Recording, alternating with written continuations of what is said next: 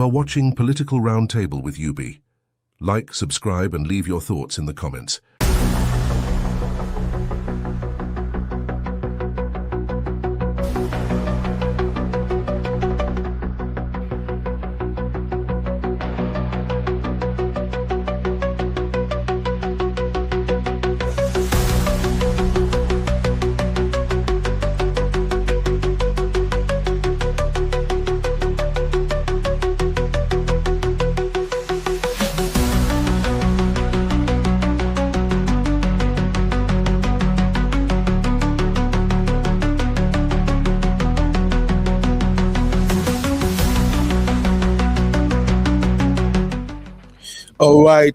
All right. Welcome back, ladies and gentlemen. This is Political Roundtable with UB. And of course, my name is Benuru, and you know I don't do this all by myself. I am rolling with UB and the Real Fam. So we have a lot of updates to cover on today's episode of Political Roundtable. And the biggest news of today is that the US delegates that were sent to Nigeria actually have discovered that there is over 600,000 Nigerians in IDP camps. Talk about there is no genocide in Nigeria. We're going to talk about that because I ain't going to lie to you. When people say there is no genocide in Nigeria, oh, US, don't call, we don't need you. No genocide, no Christian genocide. And then you turn around and you led the US delegates straight to the IDP camps. Riley Moore, the Nigerian rep, is in Nigeria, and he saw firsthand what those who were displaced from their home are passing through in those IDP camps. Riley Moore himself confirmed that truly there is Christian genocide in Nigeria. So we're going to dissect that on today's episode of Political Roundtable. Also, Soyinka, Professor Wole Soyinka, I don't know what happened to the prof. I don't know, maybe the prof and the APC government have maybe they have some kind of falling apart. I don't know what happened, but finally the professor is speaking like a professor. The professor came out and called out President Tinubu's son, Seyi Tinubu, and the professor also used the opportunity to throw jab at the president when he said Tinubu shouldn't have sent any military forces to Benin. He should have just asked Seyi Tinubu to call upon the boys who are protecting him, the police and army that are following him all over the place. They should have been the one to go to Benin Republic and squash whatever coup that was going on over there. We're going to examine all of these on today's Political Roundtable. If you're ready, I am so ready.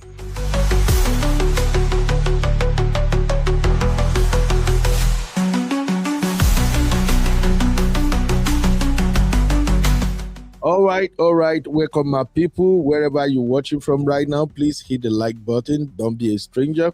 Let us have this conversation. We are patriotic Nigerians, and we are more interested in the future of Nigeria. Everybody who is watching me right now, you're welcome. Please drop a shout out so I can recognize you. I see my lovely, beautiful sister M5 is in the building. M5, how are you doing? All right, as usual, I'm going to start this up by, first of all, going to my favorite channel in Nigeria. Of course, you know what my channel is, Arise News. I'm going to go to Arise News and let you have the news firsthand, just like it were being shared by my lovely sister, of course, the one and only OG. OG, like Dr. Abati, we called her. All right, I'm looking for the Arise News video right now. I'm going to upload it, and hopefully you all can follow the news as it is being shared on Arise News. Now, whatever you think, please drop it in the chat. Of course, I'm going to share the link for those who would like to join me in the studio. Please don't be a stranger. Come into the studio. Let us have this conversation. Remember, our goal and purpose is how to make Nigeria a better place. Now, let me see. I don't know what's going on with this video. Okay, I finally found the video. Let me quickly share it with you guys. Please drop your thoughts in the comments. Don't be a stranger. We are all clamoring for a better Nigeria. All right, let me go past all these compliments by Rufai, Dr. Abati, and Oji, and let's get to the news. Here we go. Let's begin what's trending, focusing on reactions to Professor Wole Soyinka's criticism of what he described as excessive security deployment around President Bola Ahmed Tinubu's son, Seyi Tinubu, saying that it reflects poorly on Nigeria's security priorities. Speaking at the 20th Wole Soyinka Center for Investigative Journalism Awards in Lagos on Tuesday, the literary icon recounted his shock at witnessing what he initially thought was a film shoot at a hotel in Ikoyi. He then jokingly suggested that President Tinubu should have sent his son's security battalion to quell the recent insurrection in the Republic of Benin instead of deploying the Air Force and the military. Let's take a look. On one of my home visits, this about 2 months ago, I was coming out of a hotel and I saw what looked like a film set. And I looked around. There was nearly a whole battalion occupying the grounds of that hotel in Ikoyi, right here. So I got back in my car and I asked the driver who that young man was. And he told me.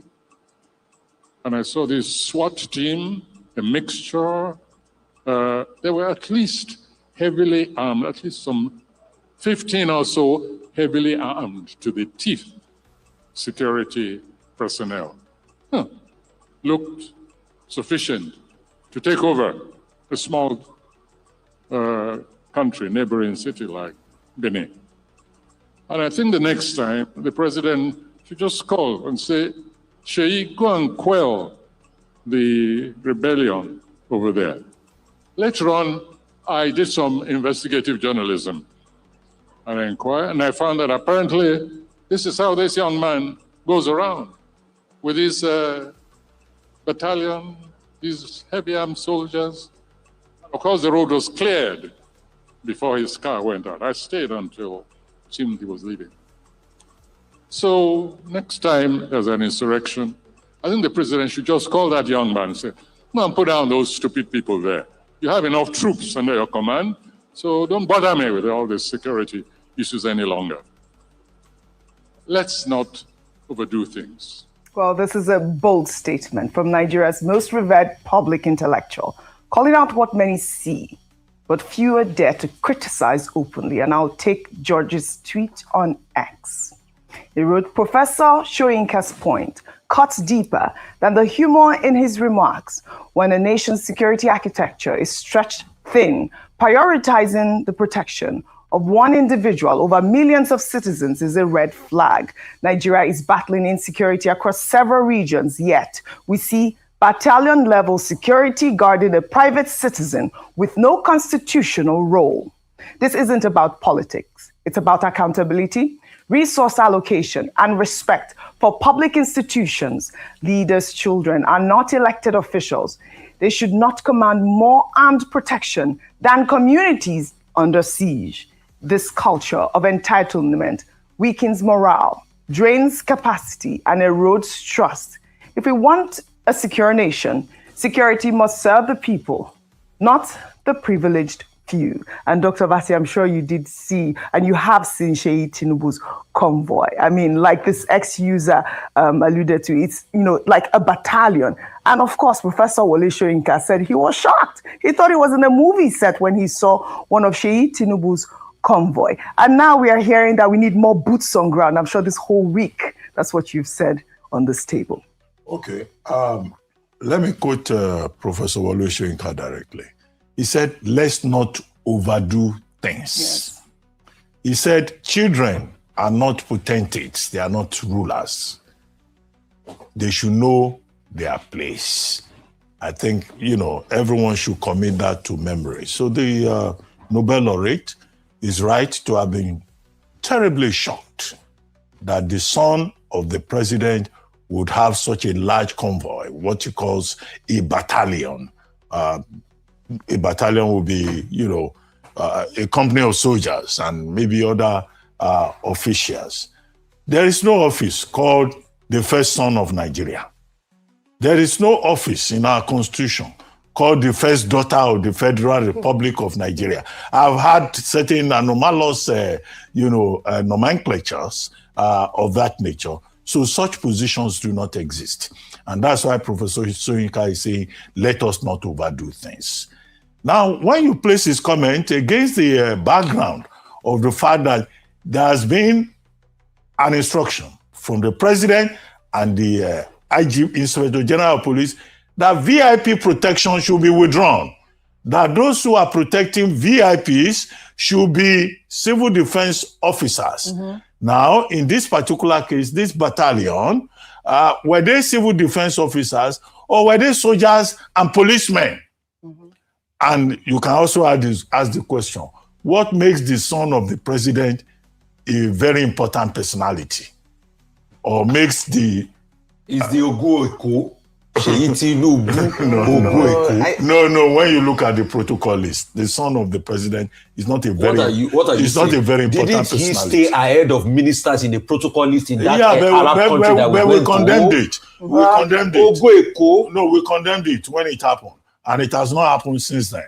When he was attending council meetings, even his own father said, no, don't sit in council. So now, in this instance, Professor Wole Soyinka has helped to draw the attention of the president to what is clearly an abuse. And he says, look, children should not be overindulged. They should not have a sense of entitlement.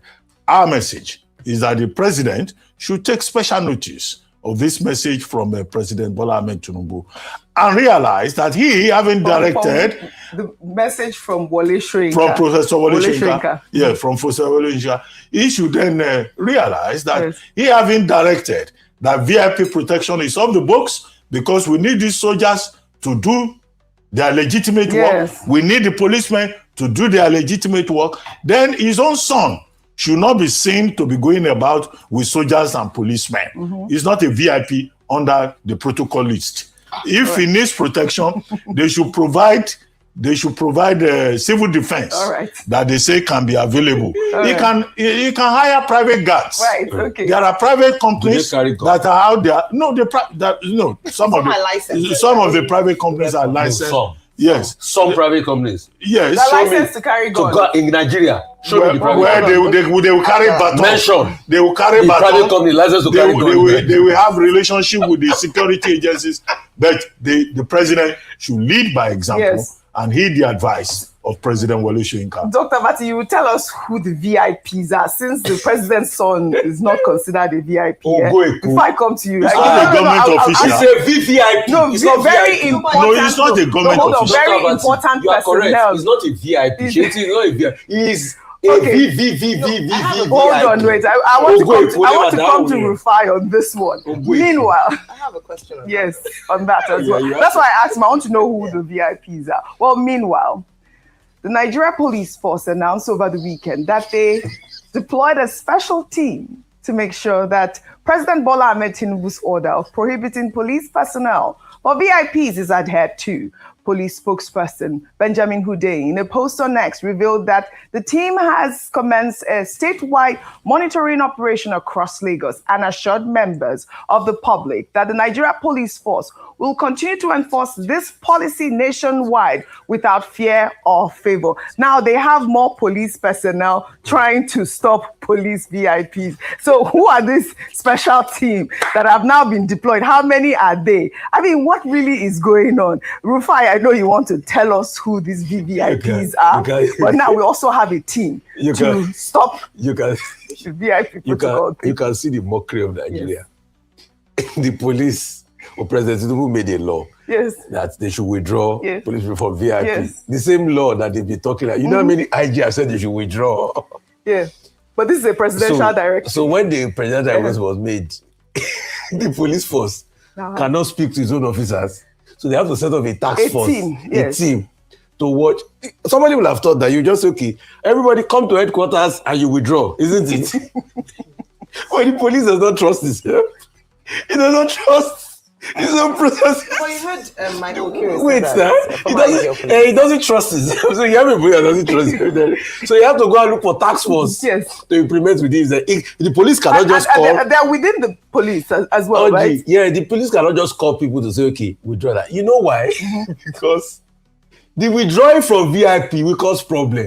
You know, many police officers are benefiting from VIP, that they are shopping from VIP. You now want to withdraw their retirement benefit. So it will cause big problem for them. All right. So that's why. And secondly, I don't know, Dr. Abati, it's obvious you don't live in Nigeria. And with due respect, okay, maybe Professor Wole Soyinka, because he shuttles around the globe, he still lectures, and great one. Is it today Seyi Tinubu has been carrying police protection? Please fact check me. Seyi Tinubu was probably using police protection before his father became president. Fact check me. Ex-governor's son. So, and Dr. Abati is saying, who is the VIP? It's not VIP. You are wrong. It's VVVVIP. He's the one and only. Ogo Eko, Ogo Lagos, future governor, Seyi Tinubu. Me o Simbe, I'm not there. It's Dr. Abati. He's saying all sorts about you.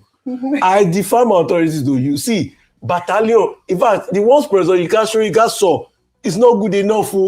They should increase more. You know, your life is under beginning. You are our future. Ogoeko, please, President Tinubu, increase Seyi Tinubu's security protection. Please, I'm sorry, Ayo. I'm sorry, please. With due respect, ignore Professor Wole Soyinka. He doesn't know what he's saying. Increase. Right, obviously, you know I'm being sarcastic. Yes, being sarcastic. But I am telling you with humor the depth of the decadence in the system. All right. I know you had a question. So I know the question borders on whether or not, and I want that to be what we are discussing now. Who are the VIPs? If a president's son is not considered a VIP? Yeah, I mean, to be honest, I would have thought that the president's immediate family members have a right to some level of protection by the Nigerian state. And that's what I was going to confirm, because if you look at democracies like America, for instance, where we have a copy system, there's protection for the immediate wife and children. So what I feel is the abuse and the excessive use, because they are politically exposed, at least whilst their parents are in office. I know that in some countries it is up to a certain age, maybe under 16, and in some countries, because they are politically exposed, they have access to state protection. However, what we saw, or what Professor Soyinka describes, is a flagrant abuse of that protection. Because, I mean, he is politically exposed as a result of the fact that his father is president of Nigeria. But when you then have a battalion for Professor Soyinka, who is a family friend, to be shocked and to complain about this, especially at a time when we're talking about the fact that we don't have enough police officers, we don't have enough security operatives, then it is something to talk about. And I think that's where the issue is. It is just an abuse. And the fact that it's not just police president's sons, but even people, normal citizens. I've seen religious leaders go around with police escorts. I've seen people who can afford to pay maybe 30,000 naira a month, go around the police escorts. Those are the things that we need to stop. Police escorts. Those are the things we need to end. If you say we have to go. the first family is entitled to That's protection. the question. Now, what does the protocol list say? Yes. And then Professor Soyinka said, for Seyi Tinubu, the road was closed. Yeah. What kind of protection for first family is that? And then number 3, okay, will it be the case that all the children of the president Sheikh Tinubu is not the only son that he has. Yeah. He has daughters too. Well, I'm sure so they if they all want have to go escorts. anywhere, they will deploy No. Nigerian police. Tinubu is not the only son, but it's Okolomo. Okay. Ogoeko. All right. So now, Dr. Bati, you're also saying that Sheikh Tinubu is flouting the protocol because he's not considered VIP at this point. So that means his VIP will be withdrawn as well with this presidential directive. He has enough money to recruit private guards. Not ours. He can apply to civil defense. I hope that this is a if the president gives a directive, let other people follow the example. Very well said. Even within his own family. Dr. Bati, with due respect, I want to challenge you. They not born anybody to remove the police protection of Sheikh Tinubu. Not even the IGP. They don't born away. The Inspector General of Police. They don't born away. Please respect the office of the IGP. They're not born away. No. Maybe the president You will see. Well, Omoyele Show raised the point around the man that was detained and alluded to the fact that the president's son is almost more powerful than the IG of police and all because of the fact that he gave the directive. So we need to curtail those excesses. You are quoting Showore. No. I'm saying that example. You are now quoting the opposition on this table. No, I'm presenting you are supporting the opposition. Sheikh Tinubu, I'm not there. It's Dr. Abati. He doesn't know your word too. Okolomo. Gomino Lola. All right. I'm not there. Very important personnel. Well, all right. Now to politics in Rivers State. The much anticipated announcement of Governor Sim Fubara's defection from the People's Democratic Party to the All Progressives Congress has been met with mixed reactions. The governor made the announcement during a stakeholders meeting in the government house in Port Harcourt. Addressing a crowd of supporters, Fubara stated that he joined the APC as a gesture of reciprocity and that without the support of President Bola Ahmed Tinubu, he would no longer have been governor. Let's take a look. Our only thank you to Mr. President is to support him. And we cannot support Mr. President in isolation. And we can't support Mr. President if we don't fully identify with him, not backyard support. So we have taken that decision today since we've gotten the pass. Everyone here who have followed me, who have suffered with me, our decision today, this evening, we are moving to APC. On your mandate, we shall stand. On your mandate, on your mandate, on your mandate, we shall stand.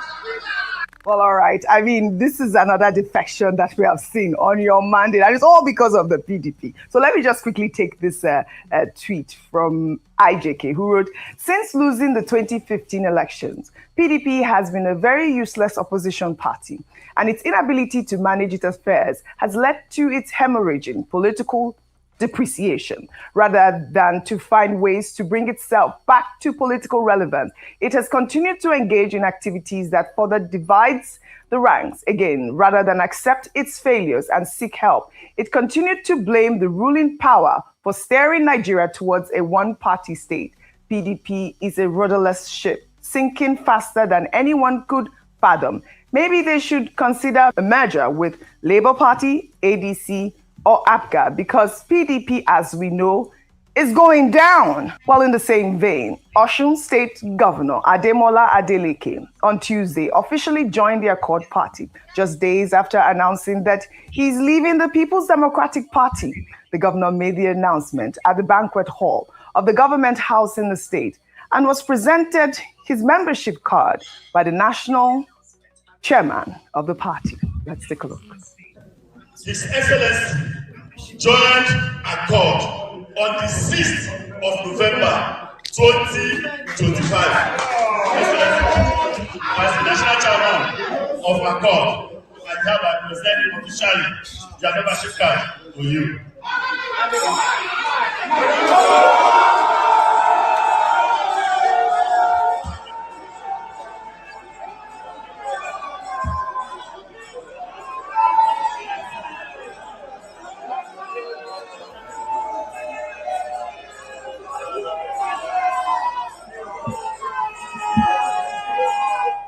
Today, we unveil the new platform for the good people of Osun State, from Osun West to Osun East to Osun Central. This is our party, our new platform for victory come August next year. Osun voted for good governance in 2022, and they will support continuity in 2026. The mass of our people are for continuity, and Accord is our party for victory next year. Well, Delegate had announced his resignation on December 2nd, saying that it was due to persistent turmoil at the national level of the PDP. Now, with this defection, the PDP now has 6 governors, with Abu Kefas of Taraba State and Caleb Mutfwang of Plateau, who is now wanting to join. I mean, I've seen reports that he's saying he wants to join the APC. Even Kefas, yes. They're going to join the APC. So we've seen this story now from Osun State. Osun has gone to Accord, and of course we knew that Fubara was going to go to the APC, but he said that the PDP had done nothing for him, Dr. Abati, and one of the reasons why he left, why he's now on President Bola Ahmed Tinubu's mandate, is because the PDP failed him. In the case of Governor Sim Fubara, we have said nobody should be surprised, nobody should be shocked. This was a man who was removed from office for 6 months, March 18 to September 18. And as they say in common parlance, his eyes saw Pepe, both in the hands of the godfather, the wicked minister and godfather of Rivers politics. And then after him, they brought Ibokete Ibas, Vice Admiral, who has now been rewarded with nomination for ambassadorial appointment. So in the case of Governor Fubara, it's a case of if you cannot beat them, you better join them. 72 hours after members of the House of Assembly, led by Martin Amewewule, jumped to the APC, it was also an orphan all over again. So did you expect him to wait till they would impeach him a second time? He may not receive the kind of sympathy he got the first time. So he needed to preserve himself. After all, they say survivor is the first law. Yes. As for Governor Adeleke, well, it's also a very pragmatic move. Yes. Okay, I was saying there is trouble in APC in Osun State. The APC members who wanted to be on the primaries on December 16, they were disqualified, Omishore and Co. So they are fighting within the APC. Even if he wanted to go to the APC, the people in APC don't even want him. And then PDP, you don't know which one is the authentic fashion. So he has now gone to Accord and is now doing thumbs up, and he will try to build that party. Maybe when he wins, he will go back to PDP. Maybe, if the PDP still exists. Finally, earlier on, I mentioned some states that are still on the in the opposition. I forgot to mention Anambra. Anambra is still Apuga. But he's going to support President Bola Ahmed. Okay. He came out to say that 100%. He's still an Apuga, yes. Apuga state. He's almost APC. Okay. So we face the threat of a one-party state. This is what it is. This is what it appears to be. But you know, also, I would say kudos. Abia is labor. I mentioned that. Abia speaks favorably of President Tinubu. Yes. But I don't think Governor Alexis is talking about recently. No, it's not. It will not defend. Well, but it speaks favorably. But correct. I feel like Adeleke did great. A complete game changer in Osun State at this point. The fact that he moved to Accord Party, not to, of course, not to the APC. But obviously, we also saw the story yesterday or the day before where the First Lady was in his state and she received that chieftaincy title, the Yeye. Of what? Yes, where she Odua, where she actually, was speaking with the governor and trying to time him. But like people had said, it appeared to be a brotherly sort of conversation when, that's some of the analysis that I had seen online. That it wasn't much of a disrespect. It was a beautiful party. You'd seen even after the party, they were all dancing. They were both dancing together. Your thoughts on that really quickly before we move. So, well, some people said it was brotherly. A lot of others said that it was disrespectful. to the governor, and especially because it was done publicly. And this is what we say, that you can be a wife or a friend in private. When it comes to state events and where you have to follow protocol, he is the property of the state at that time. And I believe that the proper respect ought to have been accorded to him. The next day she came out to wish his wife a happy 60th birthday to show that they are friends. But I think that the presidency and the family do not need negative press at this time. And so maybe it's just an opportunity to be aware of the fact that you are in public. You can have private discussions and private banter. When it comes to that office, you have to respect the office. It's not about the man. I disagree. I saw the video. There was nothing brotherly or sisterly about that behavior. This is Tinubu insulted the governor of Osun State. No, please. Don't put lipstick on it. It was off limits. She had no right to talk to him rudely in that manner.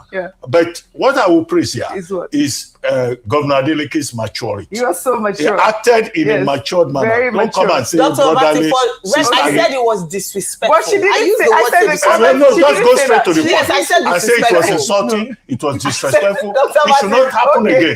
The wife of the president is not a headmistress over governors. No. We just delivered in different ways. I said it was disrespectful. We just say it straight. I just said it. We just delivered in different ways. You have changed your mind. No, Dr. Abati, you can rewind it. I said it was disrespectful.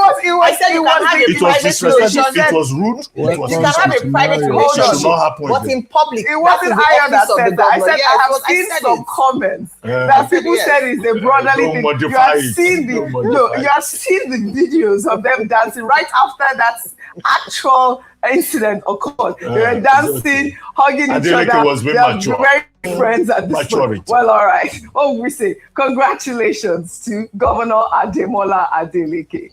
We'll take another story now. Islamic cleric Sheikh Ahmad Gumi has doubled down on earlier comments about kidnapping children being a lesser evil than murder. Gumi made the comment in a new BBC interview, adding that Nigeria must negotiate with terrorists to prevent more deaths. Part of it is correct and part of it is wrong. Saying that kidnapping children is a lesser evil than killing your soldiers definitely is lesser.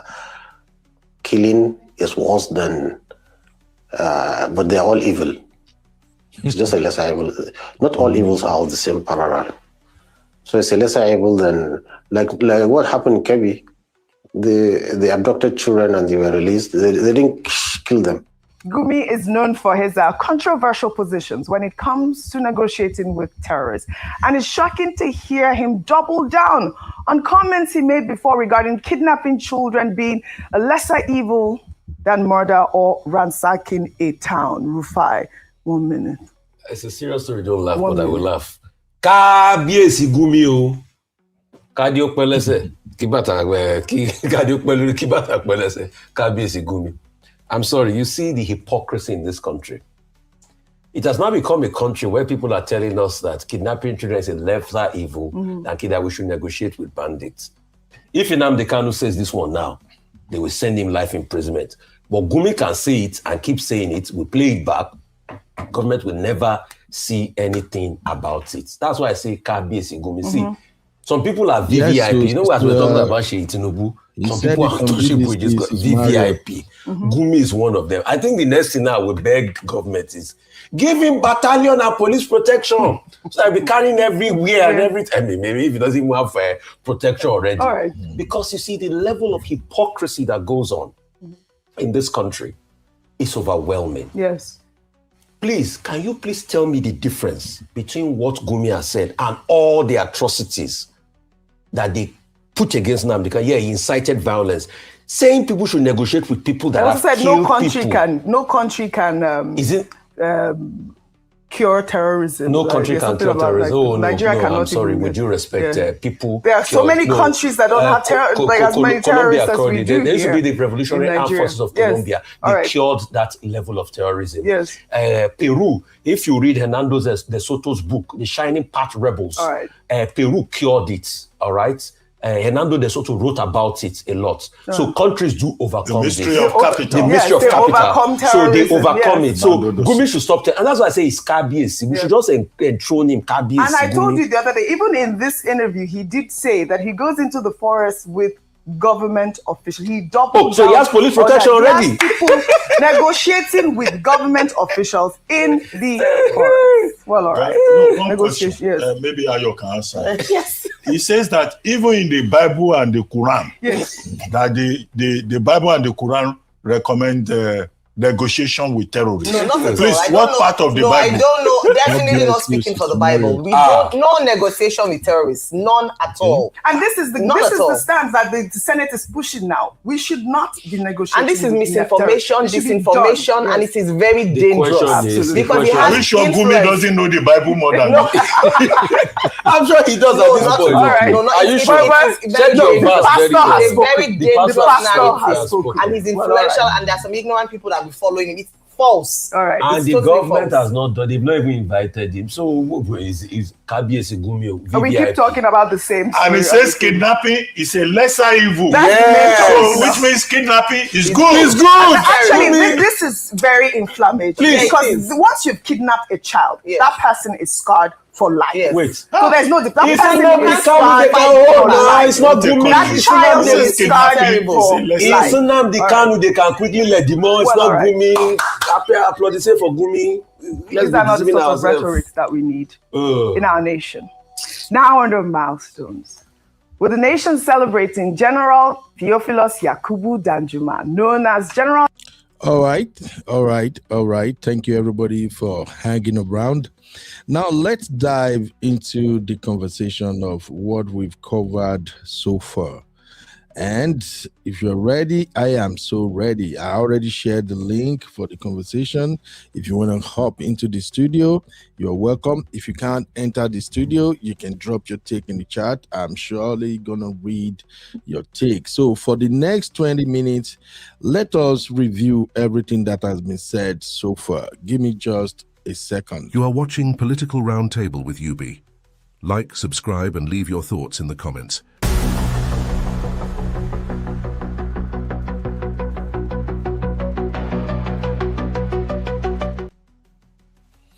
All right. You're welcome back. Now, there are a couple of items I want us to deliberate upon. We're going to talk about Professor Wole Soyinka, then we will talk about Seyi Tinubu's police escort. The ones Soyinka referred to as battalions. And then we're going to talk about Governor Fabura, his defection from PDP to APC. And then we can just touch up on Remi Tinubu. And lastly, we will talk about the United States delegates in Nigeria and their discovery. So without wasting your time, let's start with Professor Wole Soyinka. All right. I think I've said here before that I respect Professor Wole Soyinka a lot for what he represents in Nigeria. His academic achievement, he still remains one of our highly cherished Nobel laureates. But when it comes to politics, this honorable professor over the years have shown over and over again that when his voice should matters, sometimes the prof will choose to play politics. The prof is known to be friends to the Tinumbus. The prof is known to not have called out government excesses, more importantly, when his own people are in power. Now, yesterday, the prof chose to call out the first son of Nigeria, and that is Seyi Tinubu. And while doing that, he went one step further and threw jab at the president, saying The president shouldn't have sent the military to Benin Republic, that the president, next time, whenever there are insurgents in any country in Africa, he should just call his son, Seyi Tinubu, to go over there and squash it because of his entourage, his protection entourage.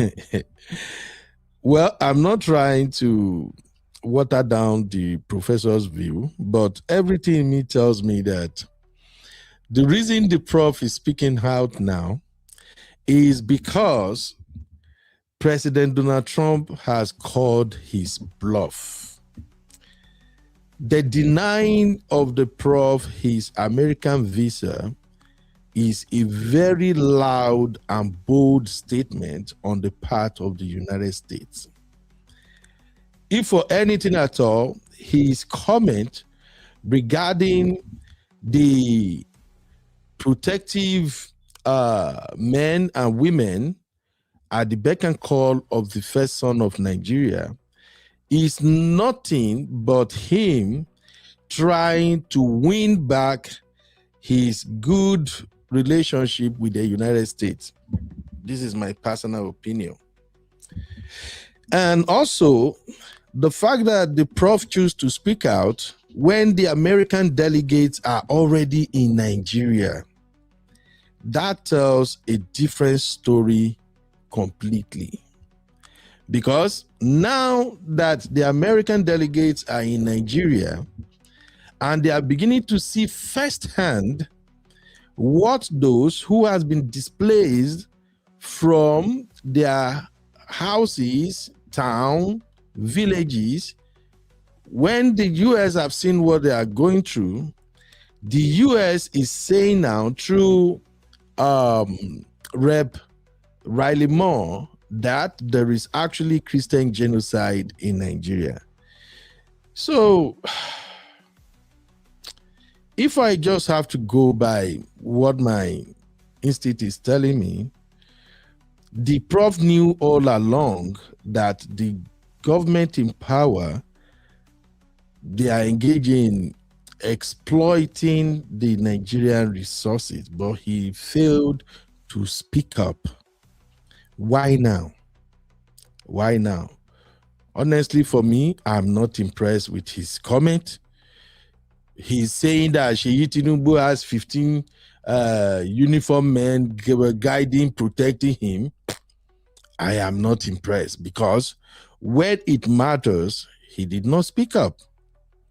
Now that he can no longer enter the United States and he's old. I remember I said something on one of our priority episodes that the prof may try to move around and give everybody the impression that he doesn't need the American visa. I don't need America. He's lying.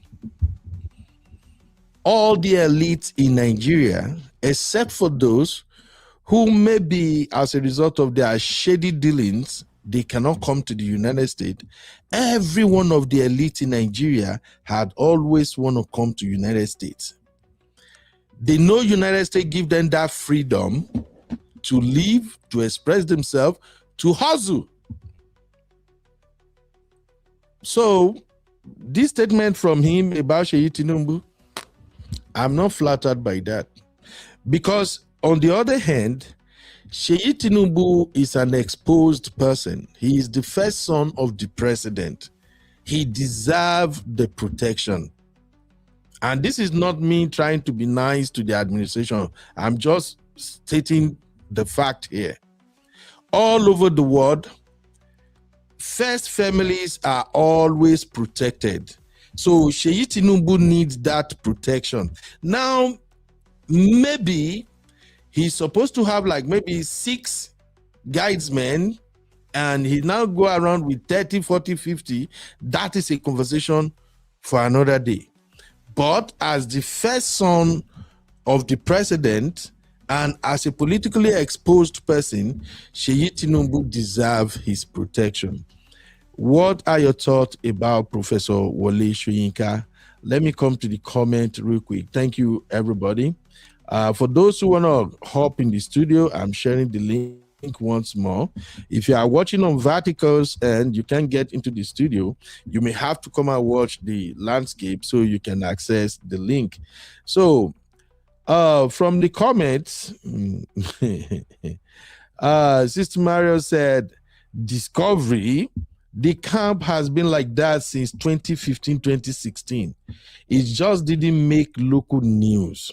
You can imagine. Shout out to you, Stephen. How you doing? Peanut said, UB, he spoke out because they blocked him and inconvenienced him. Absolutely, my sister. That's my impression too. He's beginning to speak against the Tinubu administration now that he can't come to the US. So now he wants the US to now see him like, oh, he's an upright man. He does not support government who are maltreating the people. He's speaking. So maybe if he apply for visa again, they can now give him visa to come over. That's all I think the old man is doing. Mara said, you don't seem to like Wole Soyinka. See, my sister, I wouldn't say I don't like him. Like I said, I respect his achievement. I respect what he stood for as far as Nigeria is concerned generally. But I do believe that when God blessed you, when God give you a talent and he raised you up to certain pedestal, you are supposed to speak up when you need to speak up. I don't like people who do selective speaking or selective representation. Soyinka is highly respected all over Africa and even all over the world. He is blessed. He doesn't have to be friends to whoever is the president in charge. He has a voice. And God also blessed him with age. Look at his white hair now. And he seems very healthy. What is it that would stop him to speak up when it matters? His voice carried weight. So for me, when I see an elderly person or anyone at all who shine away from speaking the truth, I don't see any reason why I should like you.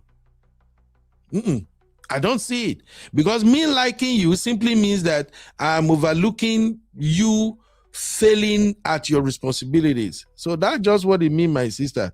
The Baba no, he no convince me at all. He doesn't speak when it matters. Nah.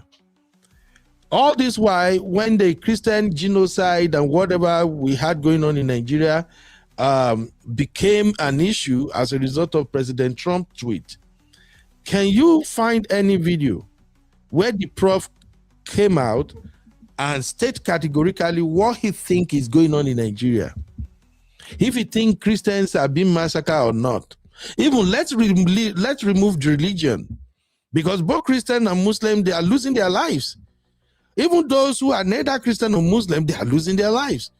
Should we have a situation like that in our country? So show me a video where Prof came out and said, look, what is going on in Nigeria could be described as an unfriendly situation. People shouldn't be losing their life like that. The government should have done something. If you see any video or speech, I would love to read it or watch the video. No. Now that the US are in Nigeria, knowing fully well that this delegate in Nigeria, whatever they found out, they are going to expose it. All of a sudden, Baba get issue, say Seyi Tinubu get entourage. If care is not taken self, maybe the reason he's picking up now is because his movement was restricted, because according to what he described in that video, he couldn't move. They shut down the whole axis until Seyi Tinubu passed before they could go. Maybe that could have been what triggered him to say, this is IRAT rubbish. How can the first son of the president block every road? Maybe that's the reason why he's speaking. I'm just saying. Hey, hello, my sister, Auntie Teju. You be, I beg to differ. The prof doesn't need American visa. Sister Teju, you think so? You think so? Okay. Okay. See, I tell you, if the prof doesn't need American visa, he wouldn't be in America teaching all this while. Half of the time of his profession, he's in America teaching in one university or the other. If he doesn't need it, he wouldn't be here in the first place. I beg you, my sister, but I agree, Sha. Maybe he doesn't need it. Mario said you criticize him more than Tinubu, who is a disaster president.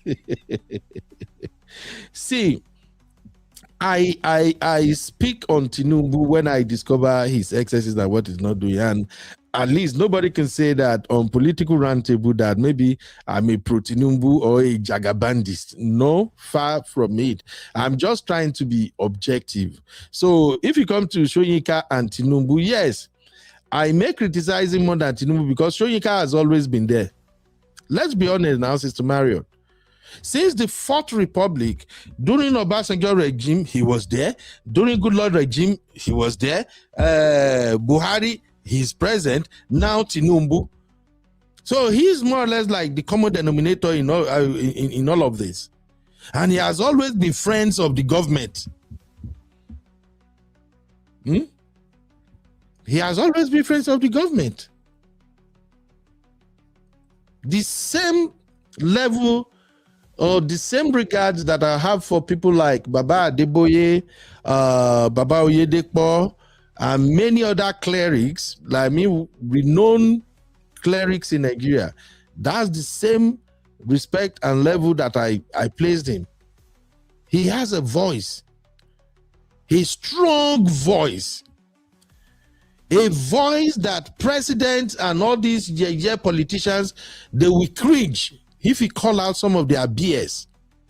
How come now, for instance, he called out these excesses about how the first son is using his VIP security, and suddenly Tinubu is speaking out overnight, saying, I still want all these policemen to be withdrawn from VIPs.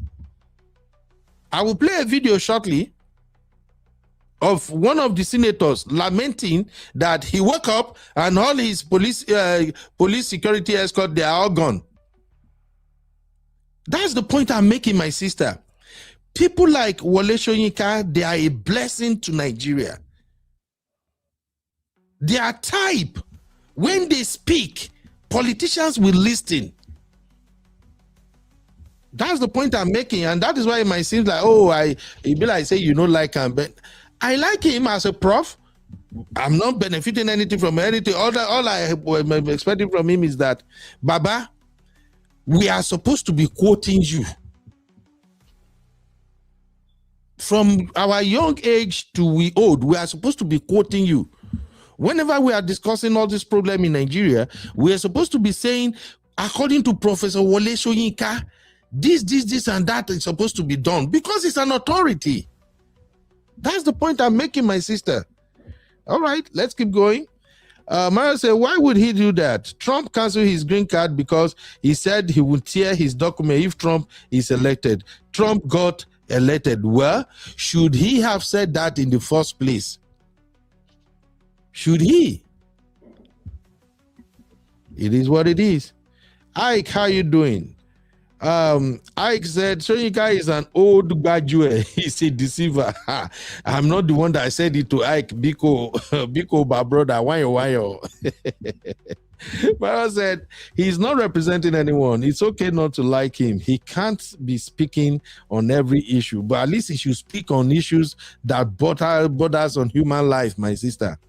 He should let us hear his voice when people are being helpless, not pretending not to see what's going on, and then you choose to speak.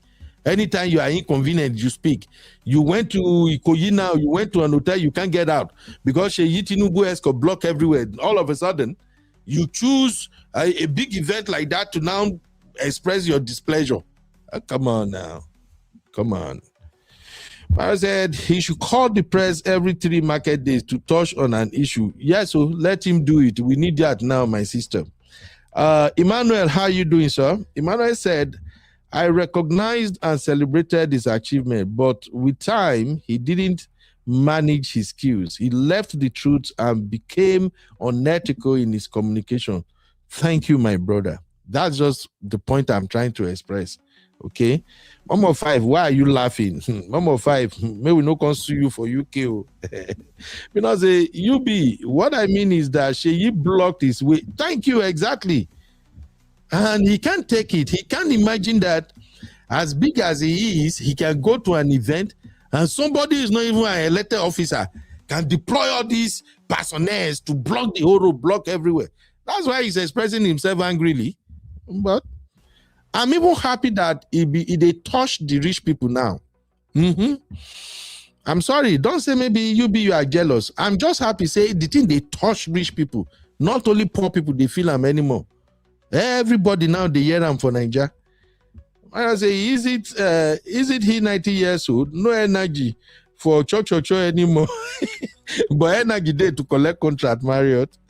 Augusta, how are you doing? Augusta said, the prof gave up his green card. Get some knowledge. Well, I hear you, Augusta. He gave up his green card. Motigbo. Motigbo. Make I no talk. Don't let anybody deceive you. Nobody is giving up any green card.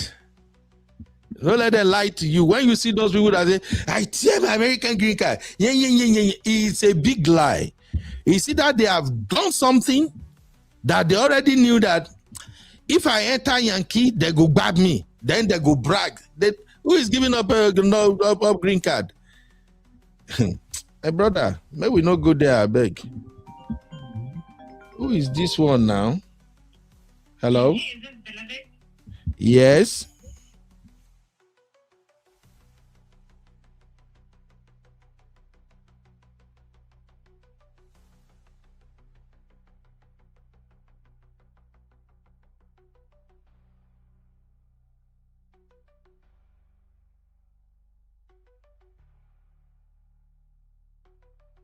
T.Y. Danjuma on the occasion of his 88th birthday, a monumental figure in Nigerian politics and history who played a key role in the post-independence military in the country.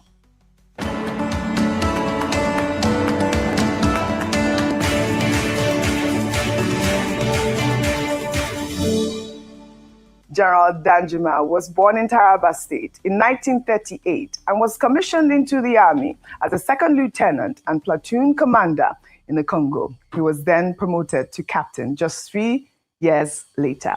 T.Y. Danjuma had an illustrious 19-year career in the Nigerian army, rising to the rank of lieutenant general and chief of army staff before retiring in 1979 at just 40 years old. He then focused on his business career in the oil, gas, and shipping industries, founding companies including the NAL Comet Group and South Atlantic Petroleum Limited. By 2008, he set up the T.Y. Danjuma Foundation in a commitment to philanthropy and aiding the less fortunate.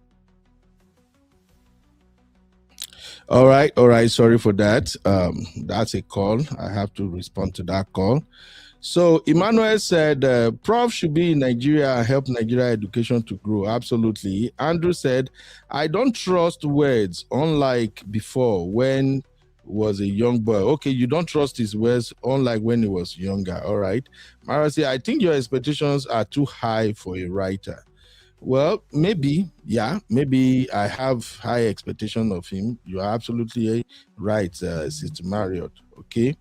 Atinuke, shout out to you. How you doing? Atinuke say, leave Papa Soyika alone. You are disturbing him over teaching or lecturing literature in the USA. Stop messing with Baba. Well, I'm not messing with Baba. I'm just expressing my own opinion, or I shouldn't say anything. Remember, this is how we end up where we are in Nigeria in the first place. We not talking. If we don't agree with somebody, we would rather keep quiet. We won't talk. That is how we were all taken for granted now. And hopefully, we are all enjoying the result in Nigeria. Oh, don't talk, oh. This one, don't talk, oh. Now old person, now young person, leave him alone, don't talk. My sister, That is how we end up where we are. Now, we have more professors who speaks up. Younger ones. I'll give you an example. Chimamanda. Chimamanda speaks her mind all the time. She's young. And the respect and accolade she's getting now is coming from her calling out BS when she sees it. So that's the point, my sister.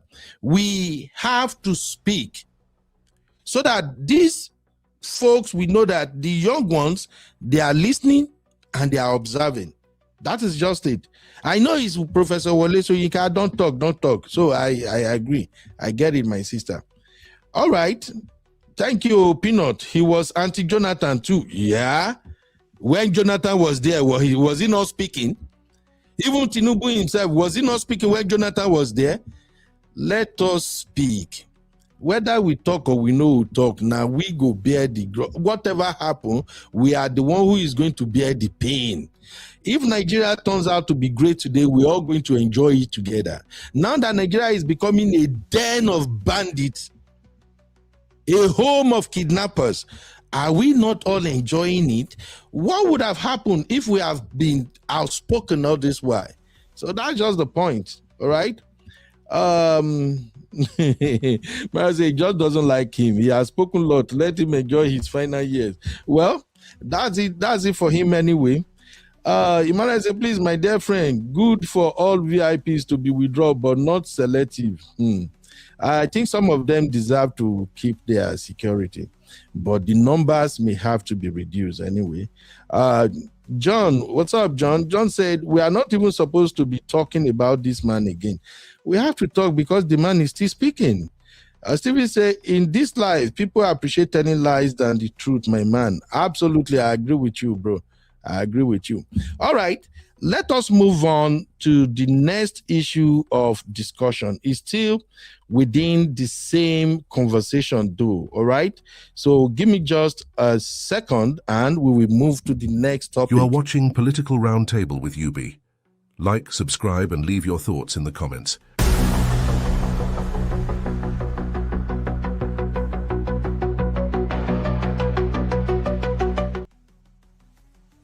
All right. You're welcome back, my people. Let's talk about Seyi Tinubu and the VIPs in Nigeria. Seyi Tinubu has been in the news now for a while, and unfortunately, the president's son has been in the news for so many wrong reasons than necessary. On a personal note, I like Seyi Tinubu, and like I said, if it wasn't for the first time when I heard Seyi Tinubu praises his dad and publicly said, my father is the best president in Nigeria. Oh, I laugh in Japanese. So, if not that the time Seyi Tinubu came out and said, my father is the best president in Nigeria. They came after my family, they came for my father, they came for my mother, he's this, that. And I'm like, okay, hold on, bro. Hold on. Your dad was just barely 1 year and maybe 2 months as a president. And you have already concluded that your dad is the best president in Nigeria so far. That was the only time I begin to kind of look at Seyi Tinubu like, oh, bro, I thought you are way intelligent than making careless statements like this. Other than that, I've always kind of liked Seyi Tinubu because dude was not making problem or issue with anybody. He used to be on his own lane, do his own thing codedly. And for those who are not aware of, Seyi Tinubu have helped a lot of people. He's actually a very kind guy, okay? The second time I kind of have a little reservation about Seyi Tinubu was when is he president of NANS? When one guy came out, I think his name was Abubakar or something, and accused Seyi Tinubu that allegedly he's the one responsible for his abduction and stuff like that. Anyway, because we don't have the fact of the matter, I didn't pay too much attention to that. But when it comes to these VIP withdrawals, I still listened to President Tinubu this morning restating that he wants all those VIPs to be withdrawn, that we need more hands. If we are going to fight insurgency, he need our military men, our all arms of our forces, he need all hands on deck. Now that he said that, people are beginning to have issue. I want you to listen to this senator. I cannot ever imagine that a senator of the Federal Republic of Nigeria, who has been here for a very long time, only one orderly, and he is withdrawn. I saw 2 convoys of ministers, and they were carrying lots of security personnel. I have also seen business concern, Chinese and other business concern. Yesterday, with the compliments of orderlies, Mr. President, I have also seen daughters and sons of political office holders having orderlies and having security covers. Mr. President, I have seen singers having orderlies and complementary of protection. Let me not see governors, ministers, and business concerns being covered by security establishment, but complementary of security. This is unheard of in any democracy. Whenever a matter of privilege arises, it shall be taken up immediately. And in case where adequate provision is not made in the standing orders, the Senate shall by resolution regulate itself. Okay. In case you don't know who is speaking, his name is Senator Nigi. I'm sorry, guys. I'm sorry. Listening to him now actually sounds funnier than I expected. He said, I woke up this morning. I woke up today and was told my police orderly had been withdrawn. I have no problem with that. But I want the same action applied across board.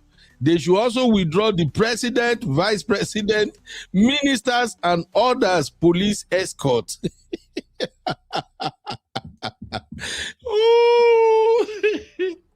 See, my people, in case you haven't get the joke here, the joke is many of us who at least summon the courage to speak up on Nigeria issues, we have emphasized over and over again that this negligence, this outright negligence of the pains of poor Nigerians, as time goes on, it will start affecting the rich, the middle class, and more importantly, the elite. That is where we are right now. They ignore insecurity for way too long. When Buhari was there, and this insecurity were growing, none of these folks were talking. Because at the time, the poor masses are the one being affected. So they kind of like, we are okay, my children are abroad, they are studying, we are good, we are making laws. They don't care. But now, if you are following the news, eminent people are being kidnapped now. Some of them are being attacked. I was listening to Aliko Dangote, the richest man in Africa. And Dangote said that it's crazy how many jets you have in Nigeria. I don't know if you guys saw the video or not. He said sometimes when you arrive at Lagos or Abuja, you can hardly find a spot to park your plane because everybody now owns private jets.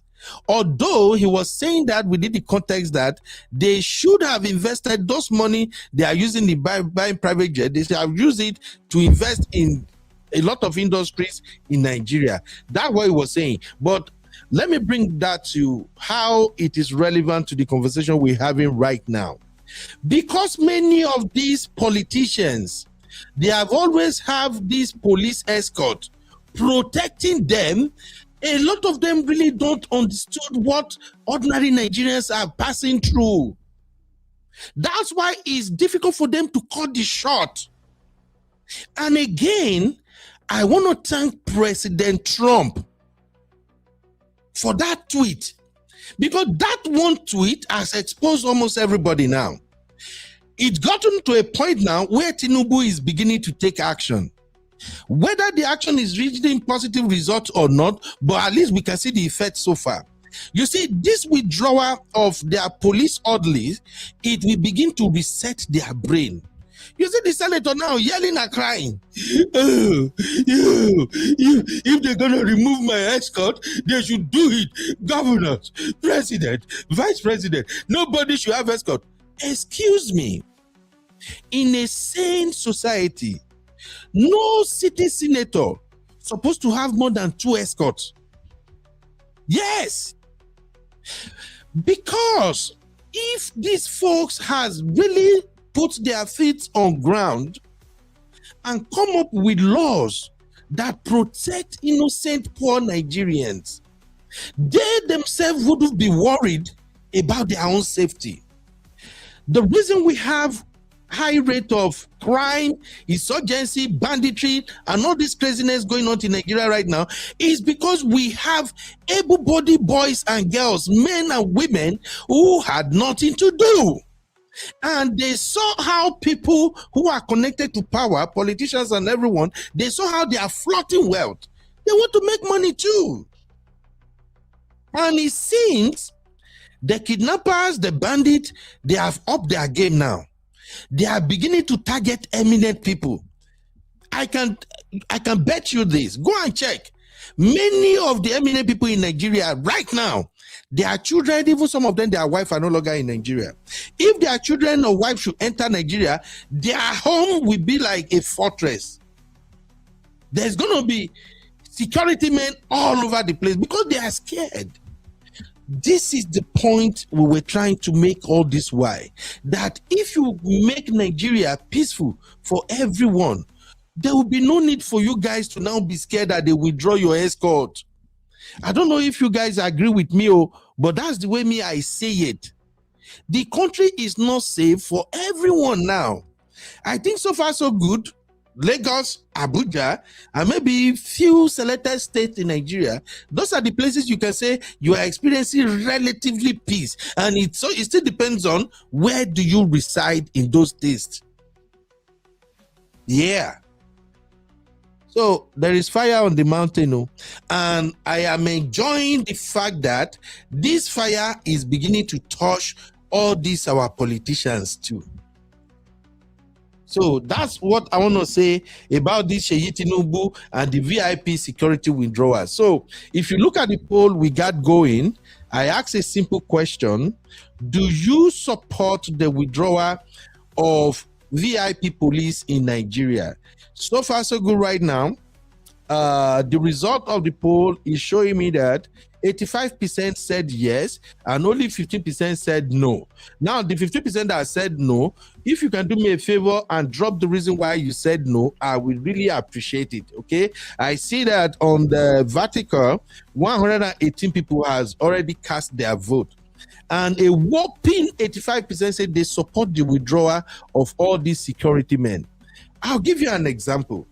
Those of us that we are living in the diaspora, whether you live in America, Canada, UK, Europe, every other part of the world except Africa, don't you experience relative peace? Don't you? If anything happened to you, don't you see security men and women showed up? I had a terrible experience yesterday morning. Very terrible experience myself. It has never happened to me before. I just keep it to myself and I just give glory to God. Yesterday, my vehicle, my Palisade caught fire yesterday while I was dropping my children off at school.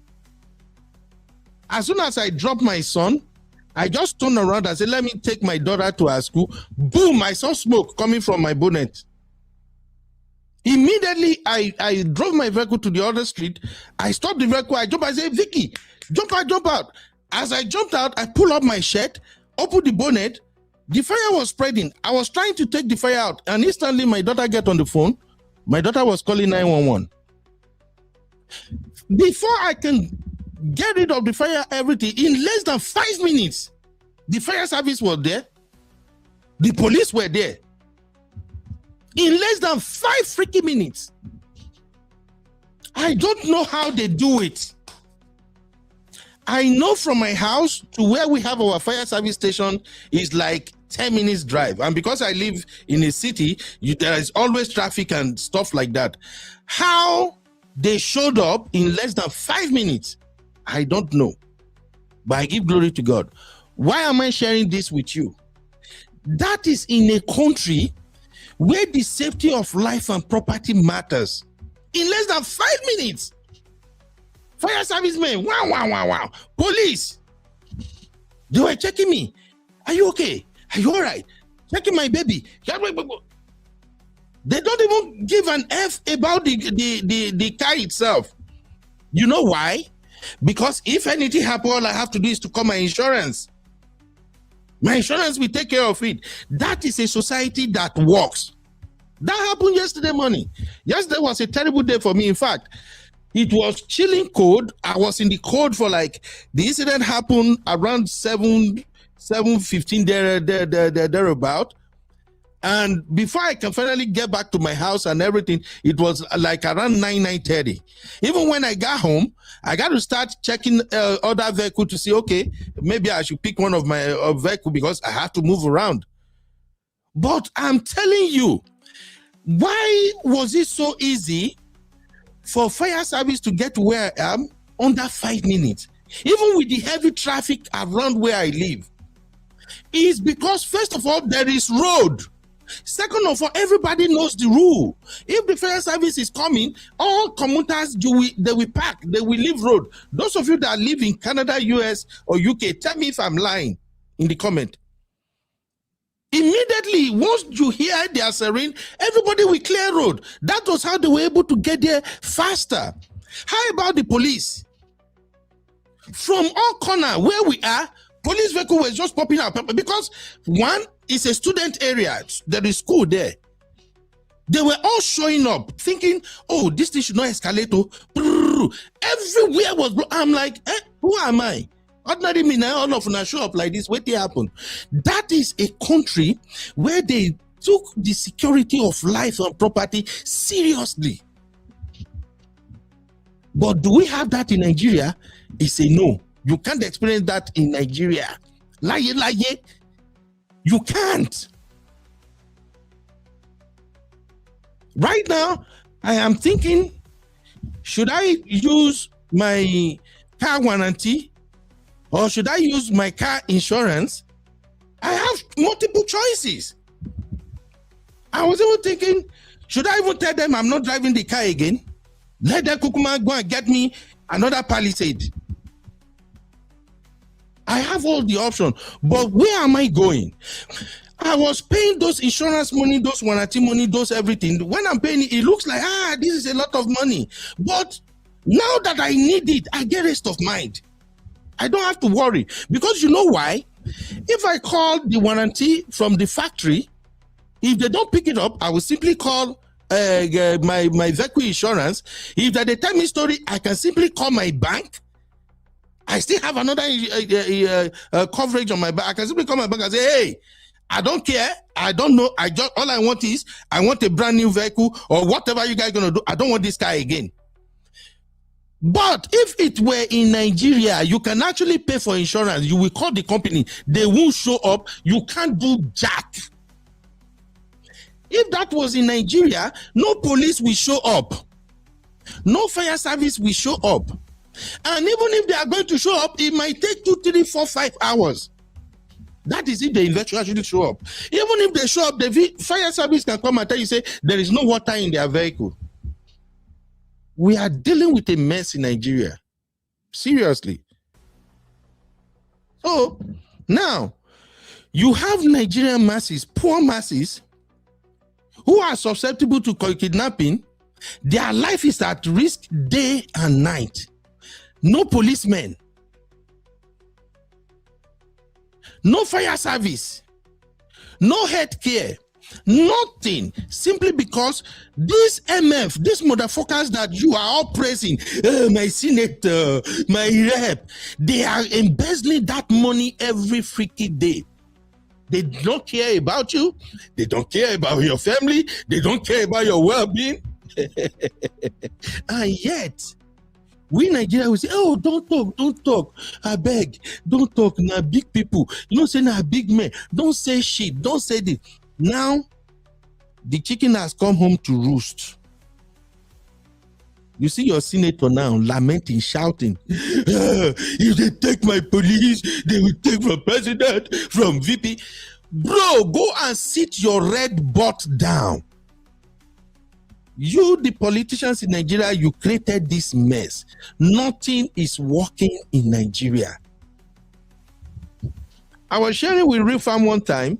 The last time I went to Nigeria, me and my friend, we like to gyrate where we like to waka jigbe. Of course, what's the benefit of going to Nigeria and you know go cash cruise, you know move around? As soon as I'm done with my jet lag, and my friend and I, we started cruising. I noticed we went to my friend's house at Egbeda area. From that side, we said, okay, may we go Lasso first. I want to go and do some documentation in Lasso. I noticed that we drove for almost 1 hour and not take I see one single police motor. Not one. As somebody who lives in Western world, I automatically knew that this place is not safe. Not one single police. The only time I get to see police now when we enter Konakona Road, we say we want to avoid the traffic. We can't enter shortcut. Now there we see police, they mount a roadblock. These same police officer now, they are the one who are guiding your VIPs. Who make them VIP? Politicians are our staffs. They work for us. If you really understand how the system, how democracy is supposed to work, politicians are not your bosses. They not be your guy. They work for you. I shared a story of one time when my son was going to start school and they were playing politics with me. All I got to do was to send a simple email to the district director that was playing stupid politics. Simple email. I just said the district director, if you don't give me a very cogent reason why my son no start school, I will pick my boy up, I will drive all the way to my rep office. My rep office is like 1 hour, 30 minutes away from where I live. I say, I will drive there with my son. I will be on Facebook Live and I'm going to ask the rep to help me ask you why my son cannot be in that school. I sent that email on Thursday. He no reach 30 minutes, he reply. He say, oh, your son can start school the next day. That is me knowing and claiming my right in a country that I am not even white. Can you do that in Nigeria? Anybody that they elected or appointed into position in Nigeria, they are riding everybody. Nigeria has a police capacity of, how many do we even count that day? I think 370-something-thousand police. 100,000 plus, they were assigned to go and guide VIPs. Who is guiding your street when armed robber come? Who is clearing your road when armed robber barricaded everywhere and they are robbing? Well, they don't talk, say me we no talk. I don't even think people like me, we are supposed to be talking self. I think we should leave the talking for those in Nigeria. I'm sorry. Make I dey pay this more. I think the talking should be left for those in Nigeria. Like they say, who feels it knows it. So I don't think people like us, we should be talking, you know. Because at the end of the day, it's not like maybe we are going to go there and benefit from whatever the system is. We are simply telling you guys that if you do not start holding your representative accountable, there is fire on the mountain. All of them now, since Tinubu released that video yesterday and restated that, hey, we are withdrawing this police. And I know Tinubu, look, I keep telling you that I'm an admirer of Tinubu.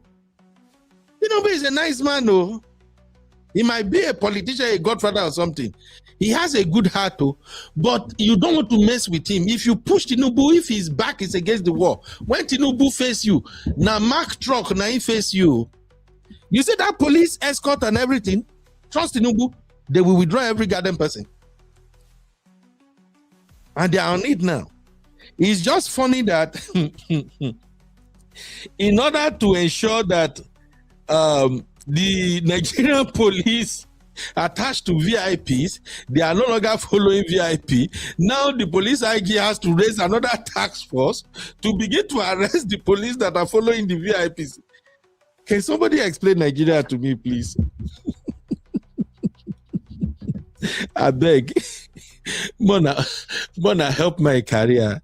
Can somebody please explain Nigeria to me again? If I say, you don't say where I don't come up for that country. I don't understand how that country they work again. Somebody please help me. Explain Nigeria to me. Maybe I can understand Nigeria better. It's like all I could remember about Nigeria is old memories now.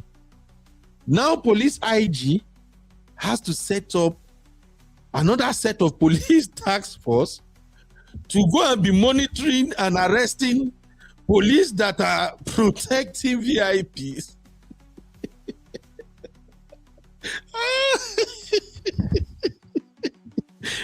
And we are fighting insecurity. Atishiluwa báwo la ṣe end up sí Nigeria biko Chineke me o nna. Where do we go from here? This is confusion upon confusion. So let me get this. We have 100,000 policemen attached to VIP, like Rufai said, VIP. Now we need another about 30 to 40,000 policemen to ensure that the 100,000 policemen attached to VIP, allegedly, they are now withdrawn. I beg now. Make una explain Nigeria to me. Make una not do me like this now. Guys, don't do me like this. I'm closing now, but I want to read that comment. Somebody, please, help me explain Nigeria to me in the comment. Oh, thank you, sister. Thank you. Give God the glory, Gary. I thank God. P. Blissy said, how much do you pay workers in Nigeria? Salary not even enough to feed yourself and family. My sister or brother, I don't know whether you're even man or woman, but this particular comment, it hit home.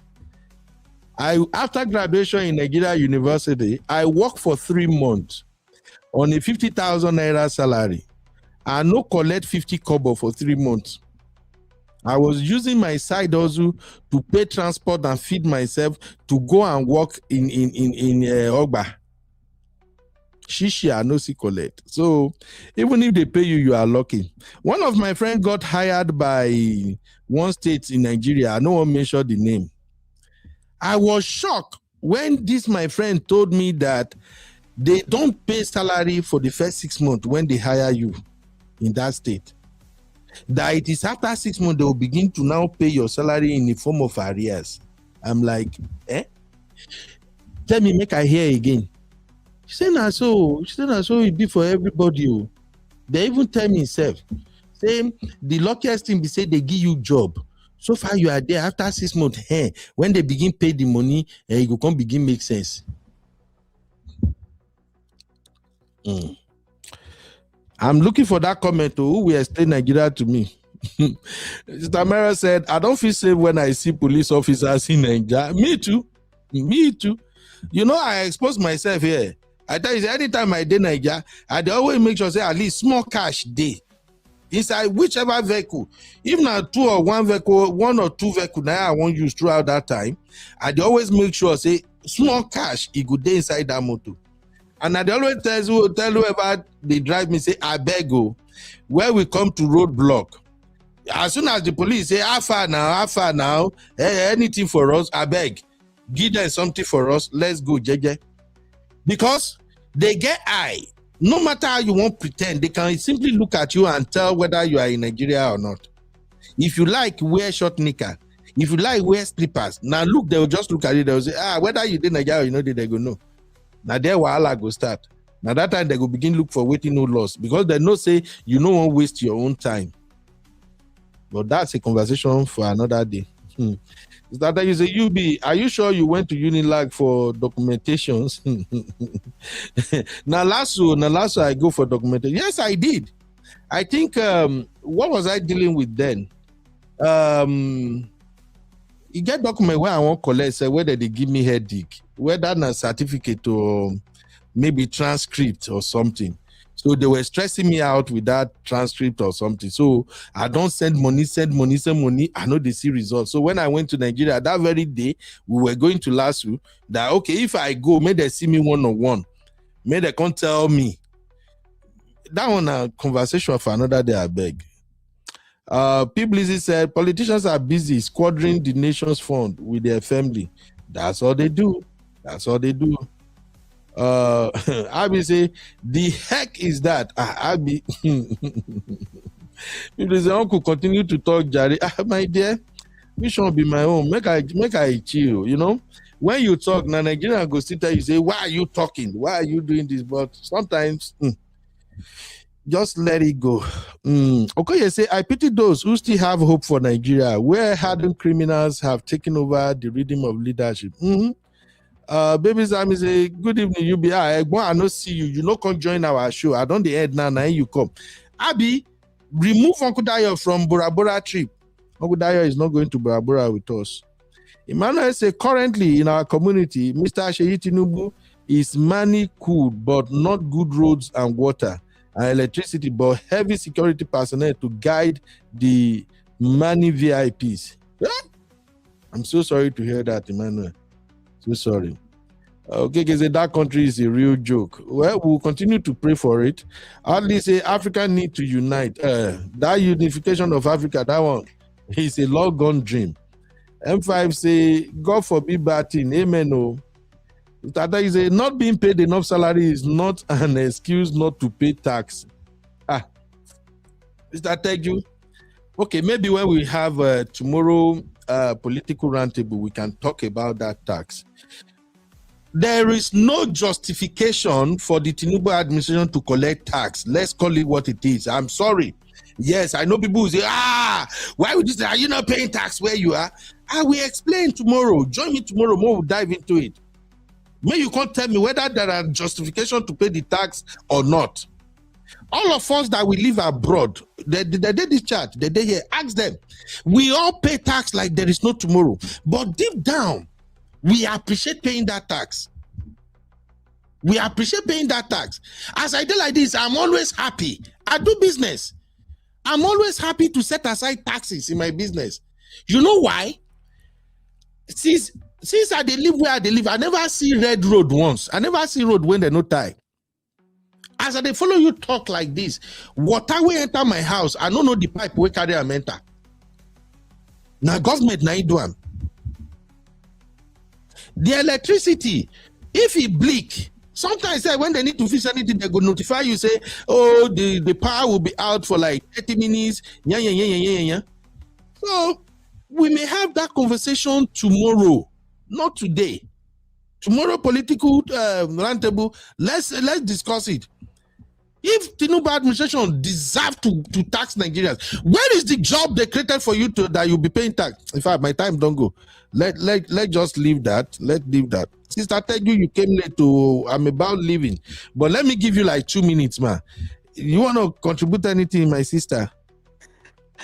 Hello, Kube. How you day, sister? Now you say me they go they pay tax, Abi. Okay. I'm here laughing my head out. Uncle Ben. Can I ask you a question? Yes, ma'am. Go when ahead. you have your gross pay without the tax in a month, and you now see your pay slip and you saw the tax being removed, the remaining one that you are taking home, do you want to say is enough for you? Yes. Ah, okay. Yes. Uncle Ben, I beg go.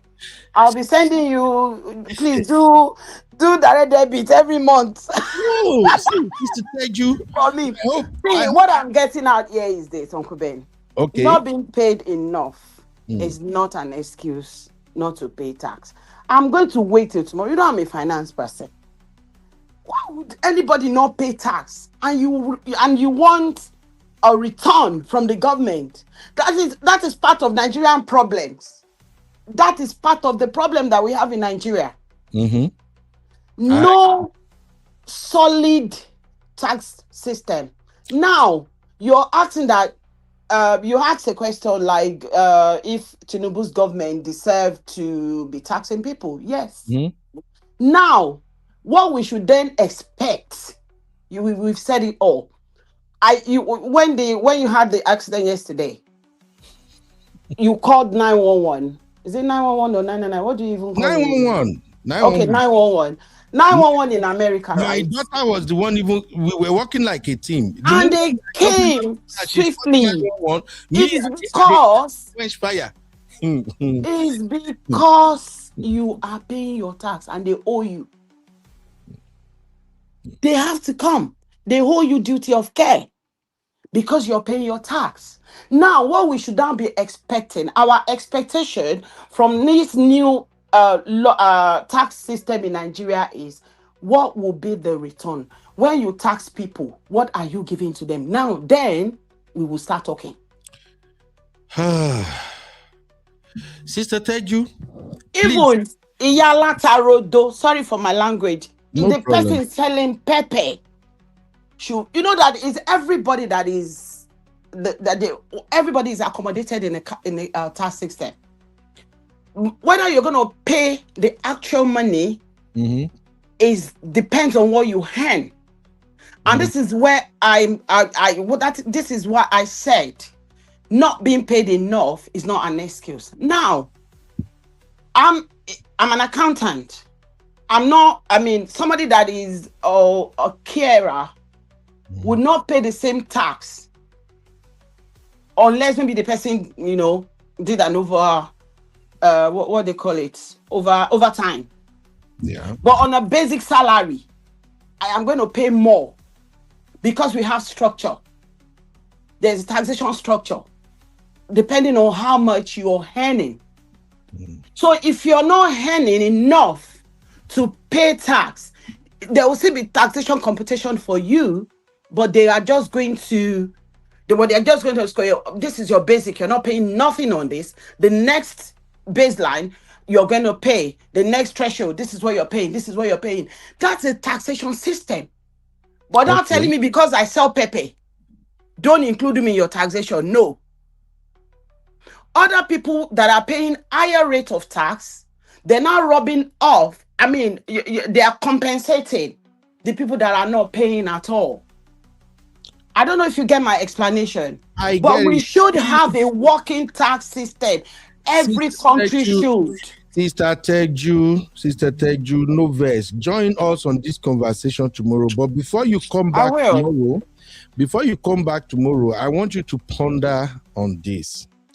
First off, when you come tomorrow, please don't bring the argument that we don't have a tax system in Nigeria. Please don't bring that argument. People are paying tax in Nigeria. No, they've just reformed it now. So the tax system they have in Nigeria is a selective system. See, I grew up. I'll tell you what I know. When I was growing up, when I was in secondary school in Nigeria. Hold on. Not everyone is paying tax. That is what I meant, and that is what I meant by selective system. Okay. When I was in when I was in secondary school. Please, That is why we don't have a good one. That is what I am saying. So the one Tinubu is bringing now is the good one. It's a reform. Is encompassing everybody. Sister Teju. So they have a threshold. Sister Teju. So once you... Whatever tax system Tinubu is bringing is not to the benefit of Nigerians. We will discuss that tomorrow. I don't believe in that. What I want is, as they are collecting the tax, they should provide things that should the benefit of paying tax. That is my own stance. Why don't you ask them, what have you provided first for you to be? It's not what have you provided. What are you? Let's restructure. Let's rephrase. What are you going to provide?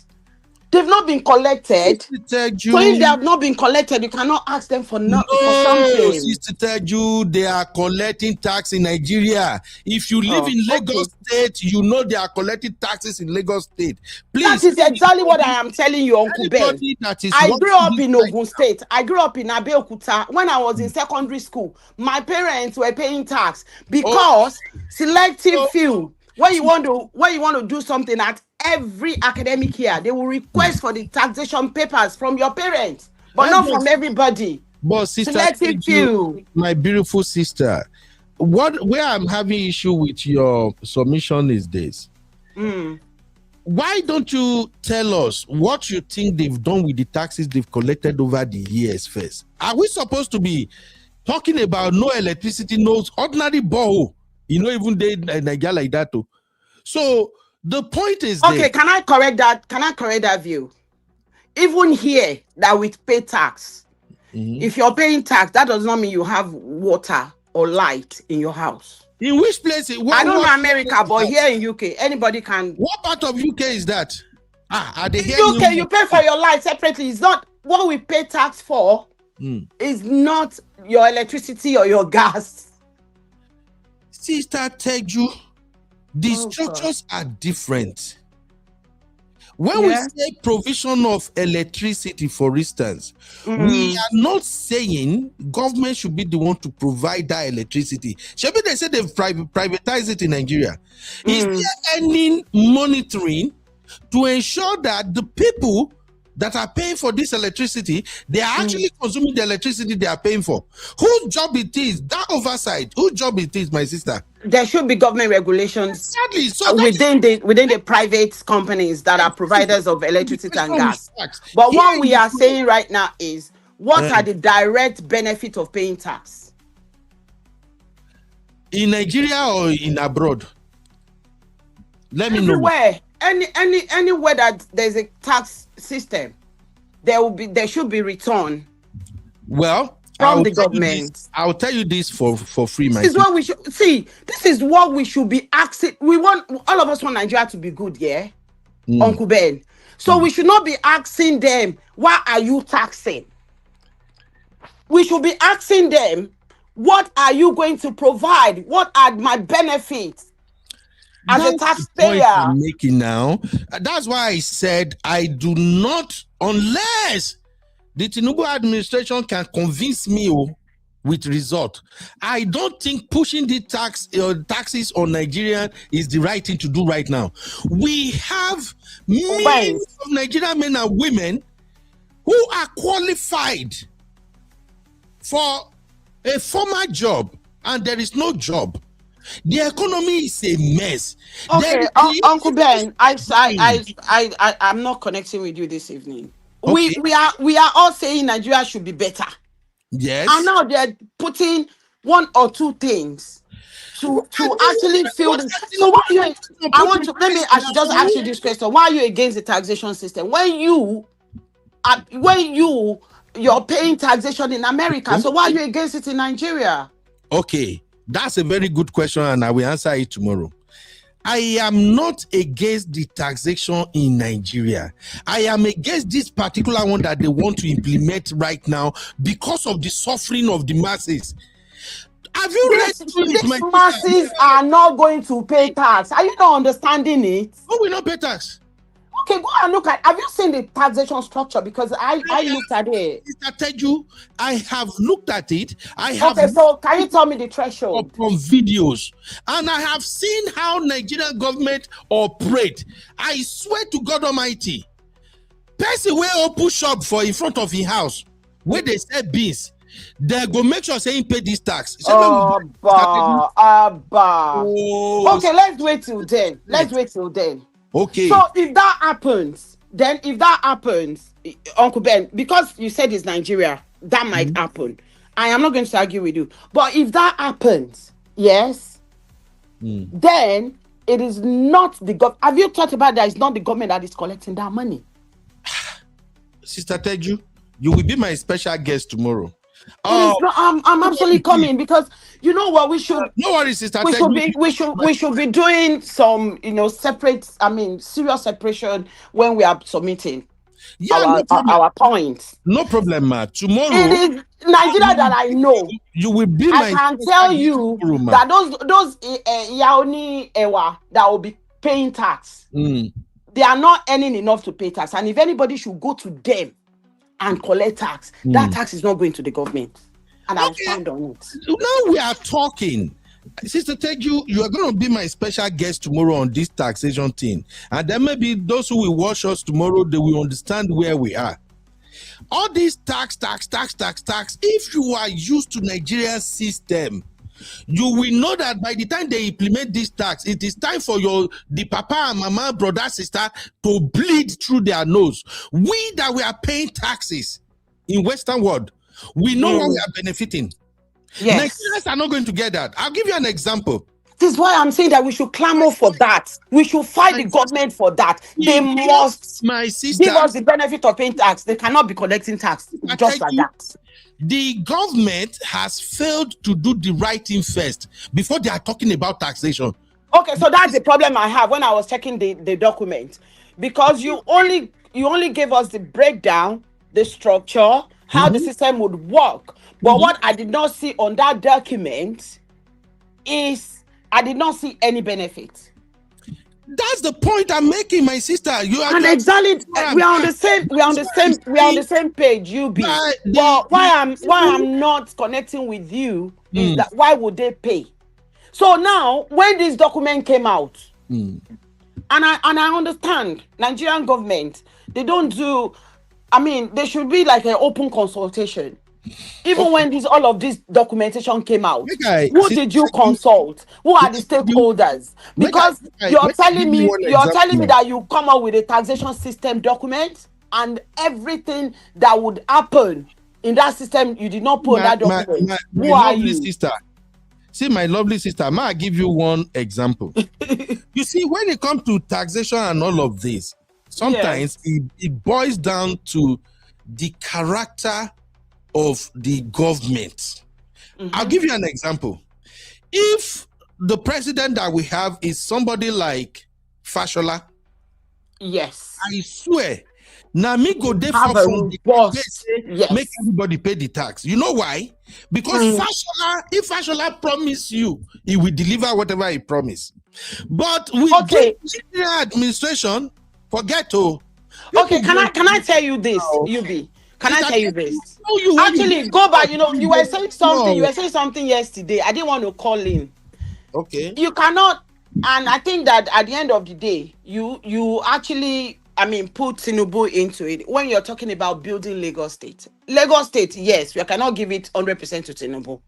Okay. Two things I was going to say that yesterday, but I wasn't really in that mood. Yeah. So what happened in Lagos State? Do you know that Obasanjo and Tinubu fell out when he was the president, and they blocked all resources, all funds to Lagos State? Go and check facts.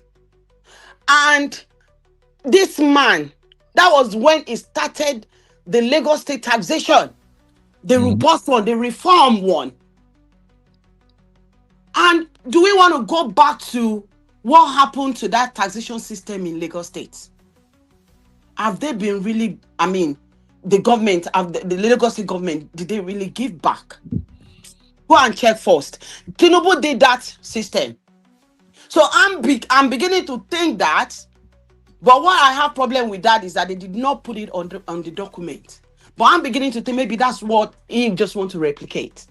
Now, the scope is wider now. We are talking about Nigeria as a whole, not Lagos State. Yes. He can't do that with Nigeria for a reason. Why? For instance, Lagos State has always been a productive state. Yes. If I don't know of now that I've been away from Lagos State for a very long time now, but the Lagos that I used to know, if you find your way into Lagos State and you are not lazy and you are creative or talented, you're gonna make money. So Lagos State is different. We are talking about entire Nigeria right now. Okay, so you know why that would work? If you come here in this UK that we have, London, there are some cities that are actually contributing more than other city. So that is why we need the structure, the system. The system would define everything. The ones that why are we even doing taxation in the first place? Do you know why the genesis of taxation? The genesis of taxation is 1, to control inflation. 2, to actually complement, and that is when they will now, that will result into controlling inflation. They need to complement those that are not earning much. They don't want that disparity, a very wide one in the society. Okay, so you have too much, let's collect this part from you. We are going to provide this. We are going to provide that. The Nigeria government, going by their performance so far, they are not in a position to levy any tax on people in Nigeria right now. Let them continue with the one they are taking from those who have former employment. All the civil servants in Nigeria, they are paying taxes. Okay, you know what I will submit. Okay, sorry to say this. Instead of them not collecting at all, yes, I would suggest they should collect from maybe some high earners. And I think that is what the system have actually done. If you really go and study their system. Who are the INS in Nigeria? Yeah, they're going to define that. They will have to define it, including Mr. President himself. Okay, Sister Teju. The minister, the senators, everybody. Okay, you are rich. Tomorrow, submit this, submit that. Sister T, tomorrow you're going to be my special guest. Hopefully people will be free. The January is almost here. And I don't even care if the video get to Nigerian government or not. Maybe if they hear some of us give our reason why we think it's a very wrong time for them to implement this tax, maybe they can change. It is very, very wrong. There's no right People time. Are going through. No, Sister Teju. A government that want to implement taxation will make infrastructure its number one priority from day one. Ever since this administration comes in, all we hear about is money disbursement. Oh, the federal government has allocated 250 billion. The federal government has given 530 billion. The federal government has realized so money from oil wind fund. That's all we hear, my sister. We have not heard that there is this factory being constructed in Ogun State, in Enugu, in Anambra, in Kebbi, in Niger, in Nasarawa. We are not hearing none of that. All the companies that are providing employment, that they have all are we really sure about those information though? My sis, I do this out of passion. Positive news doesn't come. Okay, limelight. Yeah, the positive. It's the negative ones. Let's talk about infrastructure because my own. Because I watch TVC and the one that you've just hold on. Even the one that you've just shown the Dr. Abati. Sister Teju, you don't spoil show for me today. You watch TVC. I watch all across the board, the channels, the Arise TV and the TVC. Sister Teju, you don't spoil market. Maybe they close. Do you know that there's a place? Hold on. Do you know that there's a sitting senator from Ikorodu? They have like a technology hub. You can go there and check. The man actually did it. I mean, he said he did it with his wife, and this is him giving back to the society. Sister Teju, when we are reasoning like this, is one of the reasons why Nigeria did not grow. We have a lot of problem in Nigeria. Government is part of them, yes. But you see, let's talk to ourselves too. Sister, wait, let's talk to ourselves too. Sister Teju. Okay. I'm going to rest my case. The job of growing a country's economy is not left to the individuals. Okay. I said a sitting senator. The government will have to create an enabling environment. Yes. You, as you did like this, I swear. If me, you be as you be my auntie rich. If I tell you, say, Auntie Teju, your pension, £400,000, so carry and come, maybe we go invest them for Nigeria. I swear, you not go bring them. You don't be too sure. You go bring them. Don't be too sure. Anyway, I gotta go. I don't want to talk. We are on here, but don't be too sure. Voila.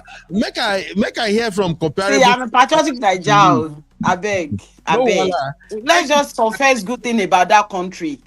It will be well with us. We are trying. In Jesus' name. Amen. Thank you. Tomorrow, in fact, I dey come pursue you for WhatsApp. Me and you here tomorrow started. You thank you very much for at least making the show lively. I like it. I enjoy when people bring different opinions so that we can break it down. Then all of us can learn. Thank you, sister. Thank you very much. Tomorrow, you and I will be here. Comparable facts, sir. You have just like 3 minutes because I'm supposed to go now. My sister. No, that's good enough for me. Thank you very much. That's the reason why I came. Because of the lady that was speaking.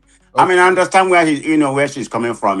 But judging from her narrative, I think she has a soft landing for Tinubu. Because of I live in Lagos, in Surulere to be precisely.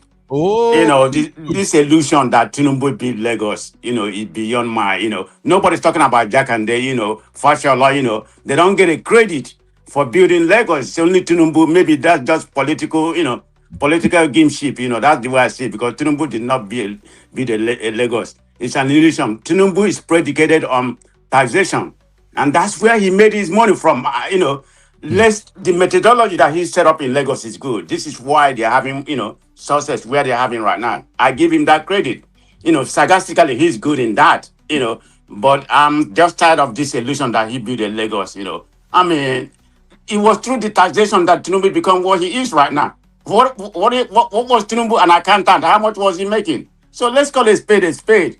He's one of the richest, from my understanding, the second richest politician before he became president in Nigeria. So how did he make the money? From working? Come on now, let's call a spade a spade. But anyway. This is not even about Tinubu's income. It's about this. No. I'm just trying to make the assessment because the last lady seemed to have a soft landing for him. That's why I'm making that. Sir, today is on the 10th. Yeah. 20 days more before Nigerians will begin to pay through their nose. And I pity many of us in the diaspora. Now we go here now. Hey, then we arrest your papa, arrest your mama, your sister will not get work. The one where they do hairdresser. You will be shocked when they will begin to frustrate them. Okay, but okay. Let me finish. Where I totally agree with that lady. I think I disagree with you. Now, Nigeria need taxation. I've reviewed the new taxation, which is going to be effective January next year. It's a good taxation. The way it's being structured, it's a good one. Nigeria needed that taxation. We need to pay tax, to a certain degree, because some people is going to benefit. But the problem I have. Have you been paying your taxes?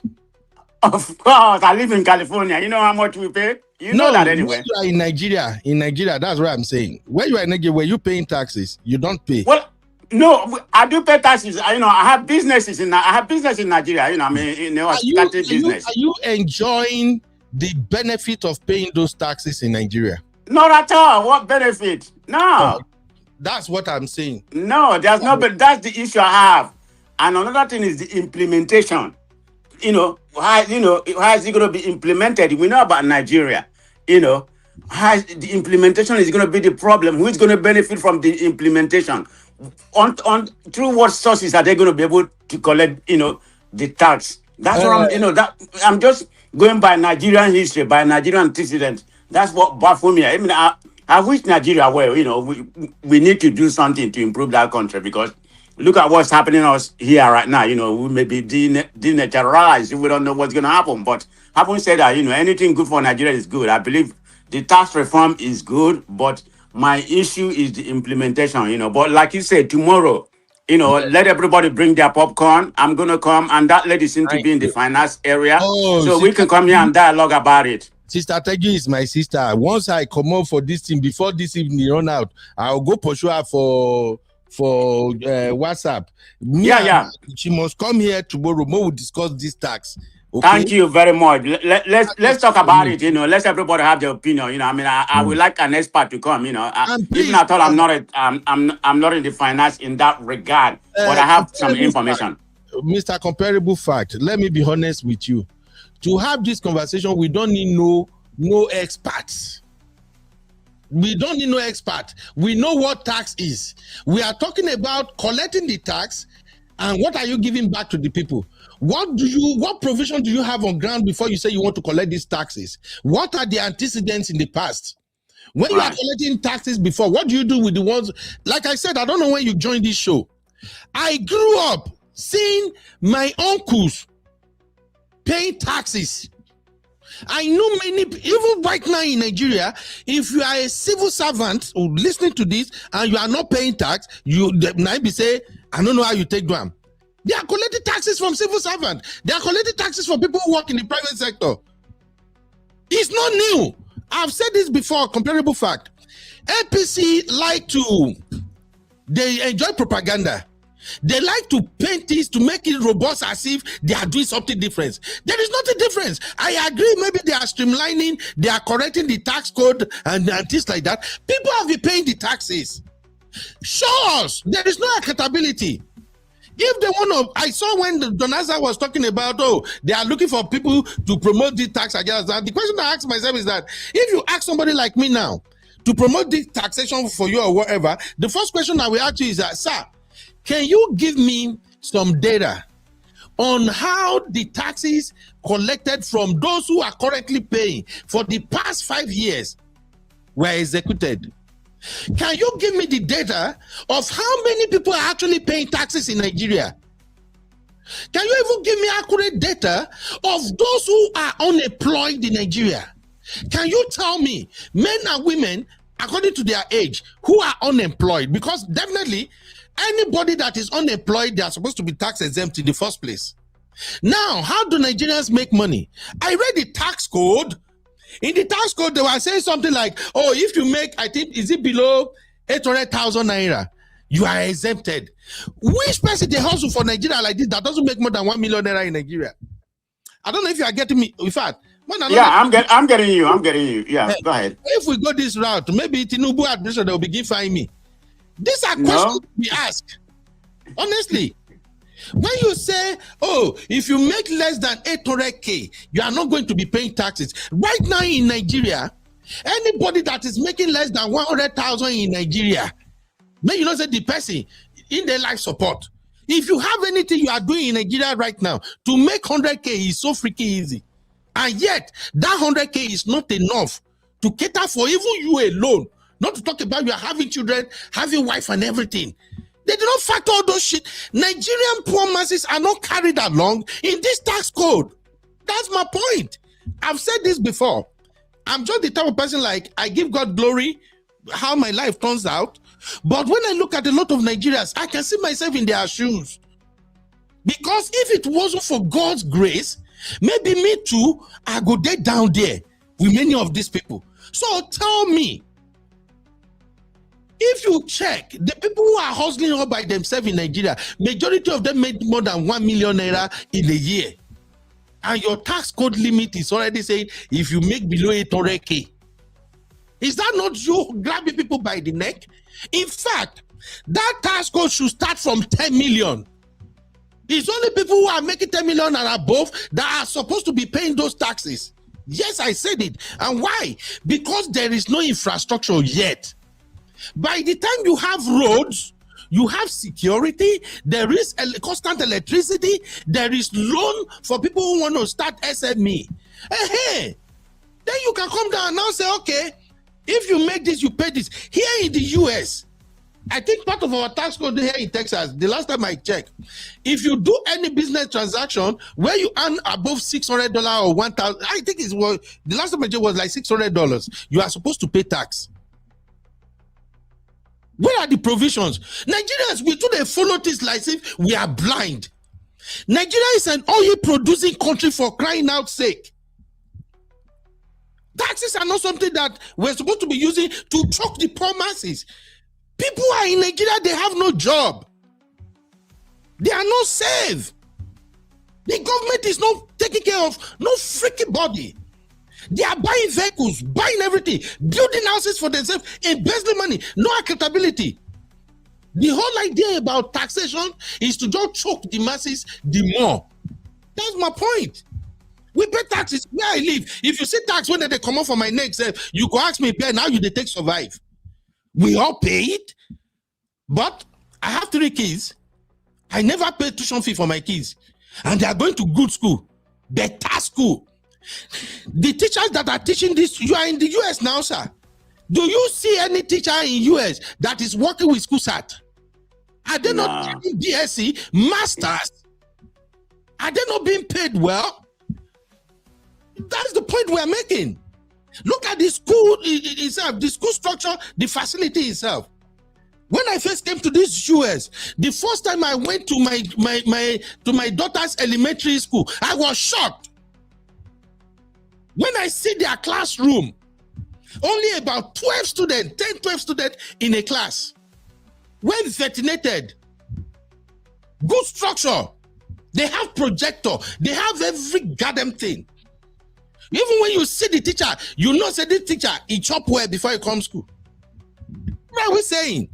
Hey, tack. They just want to suffocate everybody for Nigeria. And if they want, let them begin to reassure Nigerians now. What have you done with the tax you collected before? Okay, the subsidy they remove. Now leave until tomorrow. Yeah. You haven't said that, like you just used the teacher example, like my wife, is a professor, in a university here. And she has a tenure, so she can never do no wrong. So she's, we are doing okay, from what she do. But having said that, so let me summarize that, I guess tomorrow when we come, we can come and, give our own how we see it. I'm gonna present 3 possible scenarios: the best case, the moderate, and the worst case. What's gonna happen. But thank you, sir. Please. Yeah, in a nutshell, let me just give that summary. The angle that I'm gonna be coming from. I think the 226 tax system, has a real shot of benefiting the poor, the low-income Nigeria. I say have a real shot, compared to the previous system that we have, because of what is on paper, like the relief, the simple rule, and the progressive design, of the tax system. Mm-hmm. But having said that, the actual benefit will depends on how it's been implemented. We know Nigeria how it is, so that's where I have an issue. Can that be properly implemented? It's good of the way it was designed, but what is going to be the outcome? That's going to be my issue I have. So tomorrow we deal with it more depthly. Okay, thank you very much. Thank you, sir. Thank you, comparable facts. So tomorrow I will start early, and then we can have at least 2.5 hours conversation on these taxes. Maybe people can actually learn how to demand their right. It's good to pay tax, but what are you paying it for? So tomorrow, everybody show up. Thank you, comparable fact. Thank you, everybody in the comment. Unfortunately, I cannot read all your comment now. I got to go. My lovely auntie Oyi said, they just extended a park near my house. Beautiful park for both children and adults, designed especially for sport and exercise. I told myself, this is classic. My tax are working for me. Mama 5 said, I have never bought a pencil for any of my kids to take to school because these resources are all provided for. What are we talking about? My children, now school bus that they take go school every day. The one way they were in this thing near itself. Now as I make it a trek, they go. School bus, no complaint one single day. If you go to their schools, there are nurses there. Please, those in diaspora, tell them if I'm lying or not. They get nurse, they get counselor. Nothing they don't get for any school in this America. And you know it's your tax. It's your tax money that is working. Why are Nigerians benefiting? We go they argue like this thing. We made ourselves easy for government to use anyhow. They are there for 2 years now. They have not done any significant thing. All of a sudden, they are taxing you. These folks that are introducing taxes to you, they are eating government money. They can't feel it. You, where you they pay and where you they benefit? Do you have free health care? What exactly do you have? At the hustle, my side hustle, sometimes I will have to drive 3-4 hours straight to where I want to go hustle. If you convert the mines, one day I check the mines of where they go frequently. It's like driving from Lagos to Onitsha. This past Saturday, I still am back on the same journey. I have a coverage that will start by 10 p.m. I left my house by 6 p.m. As we enter motor like this, till we reach where they go, I don't even stop. All I did was to engage my HDA. That's all. I can count the number of times I pressed my brake or anything. Because why? The road was clean, neat, no gallop, nothing, smooth, 4-lane road. That is tax money. I told you guys here, since I entered this Yankee, now for this abroad, now I see say they say road they expire. The first time I hear I say road they expire, I won't run mad. I look at my wife like, babe, what are you talking about? Road they expire. I be running go. Even till now, upon say I don't dey here I still they fight, I still they vest for Texas government. You know why? Because you go just drive one day, they don't block everywhere, they don't fix road again. Road where you don't see damage or anything. I'll just tell you, based on the record, this road need to be refixed. And they vest for them every day like, what is freaking wrong with you people? Why are you wasting our tax money? Not to do this road. Me, where I see gallop tire for Nigeria. What are we talking about? What are we talking about? I'll just go with propaganda. Tax in here. We are doing the subsidy you remove. What have you done with the freaking subsidy money? What? When people shout, Bami go say, go ask your state government, your state governor. I give state governor money. Who is holding the state governors accountable? Nobody. One collect tax. Me at the year, I don't even know why at the year. Nobody saying I me won't go pay this tax. Okay, the problem me go to your loan step. May my good belle no go even put me for trouble. It's just that I feel sorry for our Nigerians. If you guys have job, if there are job and everything, I won't care, because taxation is a good thing. Tax is good, but una no get work. The small one will not go try kolobi also do. Now they go begin to grab you. I never see anything. I couldn't know how my papa they operate. By the time they introduce this tax, now you will see another set of tax forces. Chebi una no last man, Kai, everything. They go see introduce one, una go see another set of police now, una go see. And that's they go call them tax collection officers. They go carry gun, they go get motor. And oh my shocking. Sometimes they go stop full motor. They will say, maybe they show your tax card. You no get them, you they go jail with that. Whoa, egba. I don't know. It's none of my business. I know. Make I even forget and say. Just they pay me say people go just suffer for nothing. Irresponsible government. They don't do jack for nobody. You just want to collect money, anything collect money, collect money. Kilo day to your long. You people are collecting oil money. You are collecting aid from America. Money is coming in everywhere. Dangote know how much taxes is paying.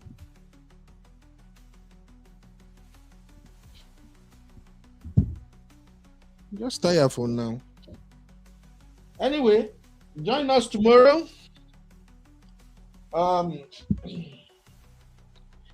If you have a very good contribution or submission Please join us tomorrow. Emmanuel said our company in Lagos pays accurate taxes and bills, but we live on borehole water with no constant supply of electricity.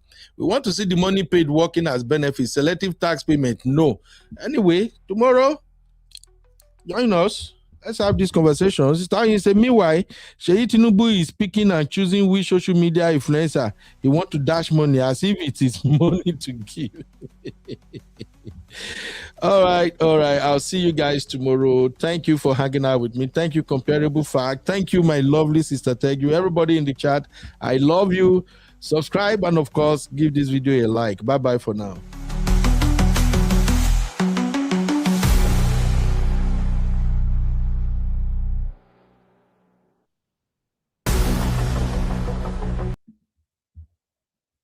You are watching Political Roundtable with UB.